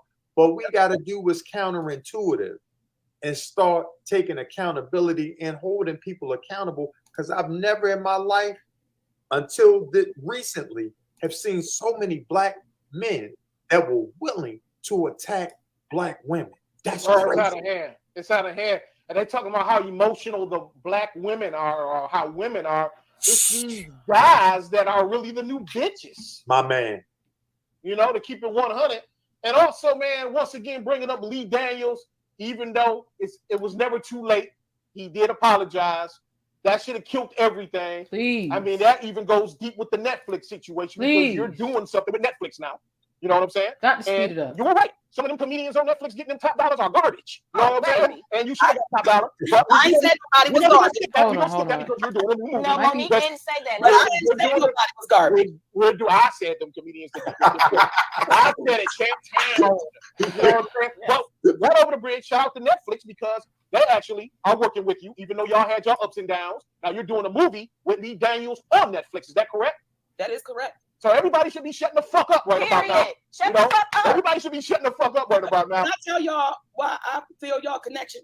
You see them? They like us. They us. Keisha, you are Sydney, and that baby boy is me, baby. We are fire. And they got to be reeling my ass back like mama. I absolutely love seeing that. It's beautiful. If they was talking about you, listen, they was talking about you so bad. Oh, this and oh, this. And honestly, just one little tidbit. When you're telling a story, right? Not a story. You're telling facts, right? When you're telling facts, you have supporting actions or situations that help you in the fact that you're speaking about, right? So that's another thing that I don't like because you have to give the perspective. You have to give the whole parameter of the whole shit so you will know why this is this, why this is that, and this is why it is right now. So all the people that's out there that's saying, oh, well, why they talking about Lee Daniels? Or why they talking about this? You know why? Because they kicked Monique when they was trying to, it was a little weak shit, but they were doing what they was doing to hurt her, to minimalize her, to make her believe that she was minimal. And then he apologized. So that means y'all should shut the fuck up because that means that he knew that he did wrong. So if he knows it, what's your problem? That's real shit. That's real shit. I want to say that I feel Monique, female in the game, is the absolute realest in the comedian game. But also, something broke my heart last week, and I got to give it to you 100. A guy that I felt was the realest nigga in the game. I went to LA. I was promoting a documentary film that I did. He just said, man, come on. Let's see how, because you know what? I honestly really am losing my patience. And I love to entertain y'all. It's over 10 minutes of this shit. I just can't. I can't. If y'all want to watch the last 10 minutes of this shit, y'all can go find it. But this shit is exhausting. It's exhausting. And listen, I will torture myself to entertain y'all, and in a sense that I'll, if I'm like screen recording something or, processing a video or whatever, which means I got to watch it twice or skim over it twice, because I'm skimming over it in order to make sure I can process it and bring to y'all. And then I got to do it again when I sit through it with y'all. But listen, this shit is torture. Okay. This was a mess. A hot boiling mess on the hottest day of summer as well. You ever smelled regular garbage in the cold, and then you smell garbage when it's hot out, and then it's just hot everywhere, and you walk past a steamy ass dumpster? This is a dumpster fire. This is the dumpster juice at the bottom of the dumpster fire that is helping to keep the fire ablaze. This was a mess. To all the 200 people here, listen, thank you for hitting thumbs up. And also, you should consider subscribing. I do a lot of good reporting on breaking Black news and celebrity updates and all that other stuff, right? And we talk a lot about social media and all the other stuff. Listen, this is too much. I'm pretty sure that I saw a lot of people was begging me, begging me to stop. I'm like, look, this is the title of the video. This is what we're going to talk about. But that shit it's just exhausting to listen to her gaslight. It's just too much. You don't want to take accountability. You don't have to take accountability at the blows that you took towards DL, the homophobic shit, whatever. You literally present day coming at DL niggas and then saying you don't need it, and then bringing up him talking about nappy-headed women, and you said skinny bitches are evil. And girl, it's just too much. It's too much. And I'm just not going to be able to continue to do it. I wanted to do another video this evening, but it doesn't look like I'm going to have enough time. So I might do a little backstage something. I don't know. It's late, but I still feel like I got energy, but whatever. Listen, here's what I want y'all to do. I want you to tell me how you all feel about it. I want y'all to keep it. They said the last 10 minutes won't change our opinions at this point. It's all good. It's just a hot mess. It's a whole and complete and absolutely it's a hot mess. It's a hot mess. If you haven't already subscribed to the backup channel, it is the third link down below in the description box. So do that, okay? Because y'all know YouTube be hating on the sister sometimes. But nonetheless, listen, make sure y'all keep it sticky and real. Let me know your thoughts on all the stuff that Monique and Daddy had to discuss, this couple that they sat down and did the interview with. I didn't want it to seem like I was coming at, the people that held the interview. They're doing the best that they can do with what they got. But it was definitely very cringy to witness. And so this is the third hour within the third time she's went live for over an hour and spoken for over an hour, her and Daddy. About this instance. DL Hughley will never have that type of time because he's too busy being successful. So I just wanted to hear the circles that she was talking in, and I had listened to this literally a few days ago, to be honest with you. I just didn't have a chance to present it to you because yesterday was a day of self-care for me. Y'all know I'll be breaking my back to go live every day or to provide y'all with at least 1 or 2 pieces of content every day. And sometimes I neglect myself, whether it be my mental health, not being aware of how I'm depleting myself, and so on and so forth. And I had to make sure I was okay yesterday and just relax and have some me time for me. Read my books, right? Let me know how you all feel about this stuff down below in the description box. Listen, I see y'all tired in the comments. Let's go to the bush one more time. Just one time for the one time. It was gone. Let me just go in the bush and weep. Let me just go in the bush and weep. I just have to go in the bush and weep. Really. I don't understand. I swear to God, I don't understand. Listen, how do you feel like Monique may respond, right? Because I do believe that the last person that put out a little something, it was DL Hughley, because he put out his response. And Monique may say something else. If you think she'll say something else, let me know your predictions down below. Even if you're chasing the bus, if you're chasing the bus, it means that you're catching a replay. And if you are on the bus, it means you are watching live. Let me know your thoughts. Do you think that she's going to backpedal on anything? Do you think she's going to apologize? I damn sure don't. And do you feel like she's blackballing herself at this point? Is she the problem? Is DL Hughley the problem? Any and all thoughts, make sure you keep it sticky and real down below in the comments. And I can't wait to chop it up with y'all down below. I really hope she doesn't respond at this point because honestly, I want to talk about other things, but I understand that this content surrounding DL Hughley and MoNique, it's at a really high demand right now. So I'm like, cool, I'm going to cover it. I've already been covering it and people really value what I have to say about it because I'm very familiar with personalities like MoNique. And I can say, well, I can smell cowardice niggas like DL Hughley. I can smell narcissistic ass bitches like you, MoNique. And yeah, I'm young enough to be your daughter. You went to school with my mother. I don't care. I can smell people like you. I can read people like you. So it's easy for me to articulate and call out your bullshit, regardless of how many sweet babies you wrap it up in. It's pathetic what you're doing right now and how you're going out. Your career is in the dumps, and Sydney's going to help you keep it there because you don't care about who you bleed on.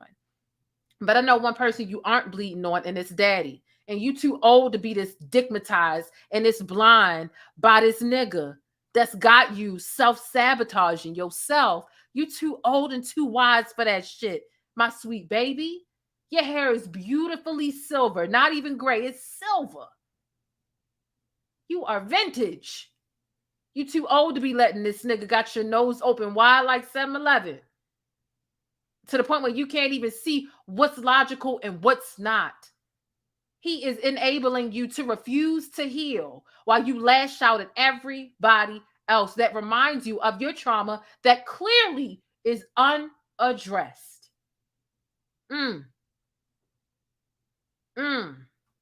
Listen, everyone, make sure, if you haven't already, make sure you subscribe and thumbs up or down, either way. I appreciate it.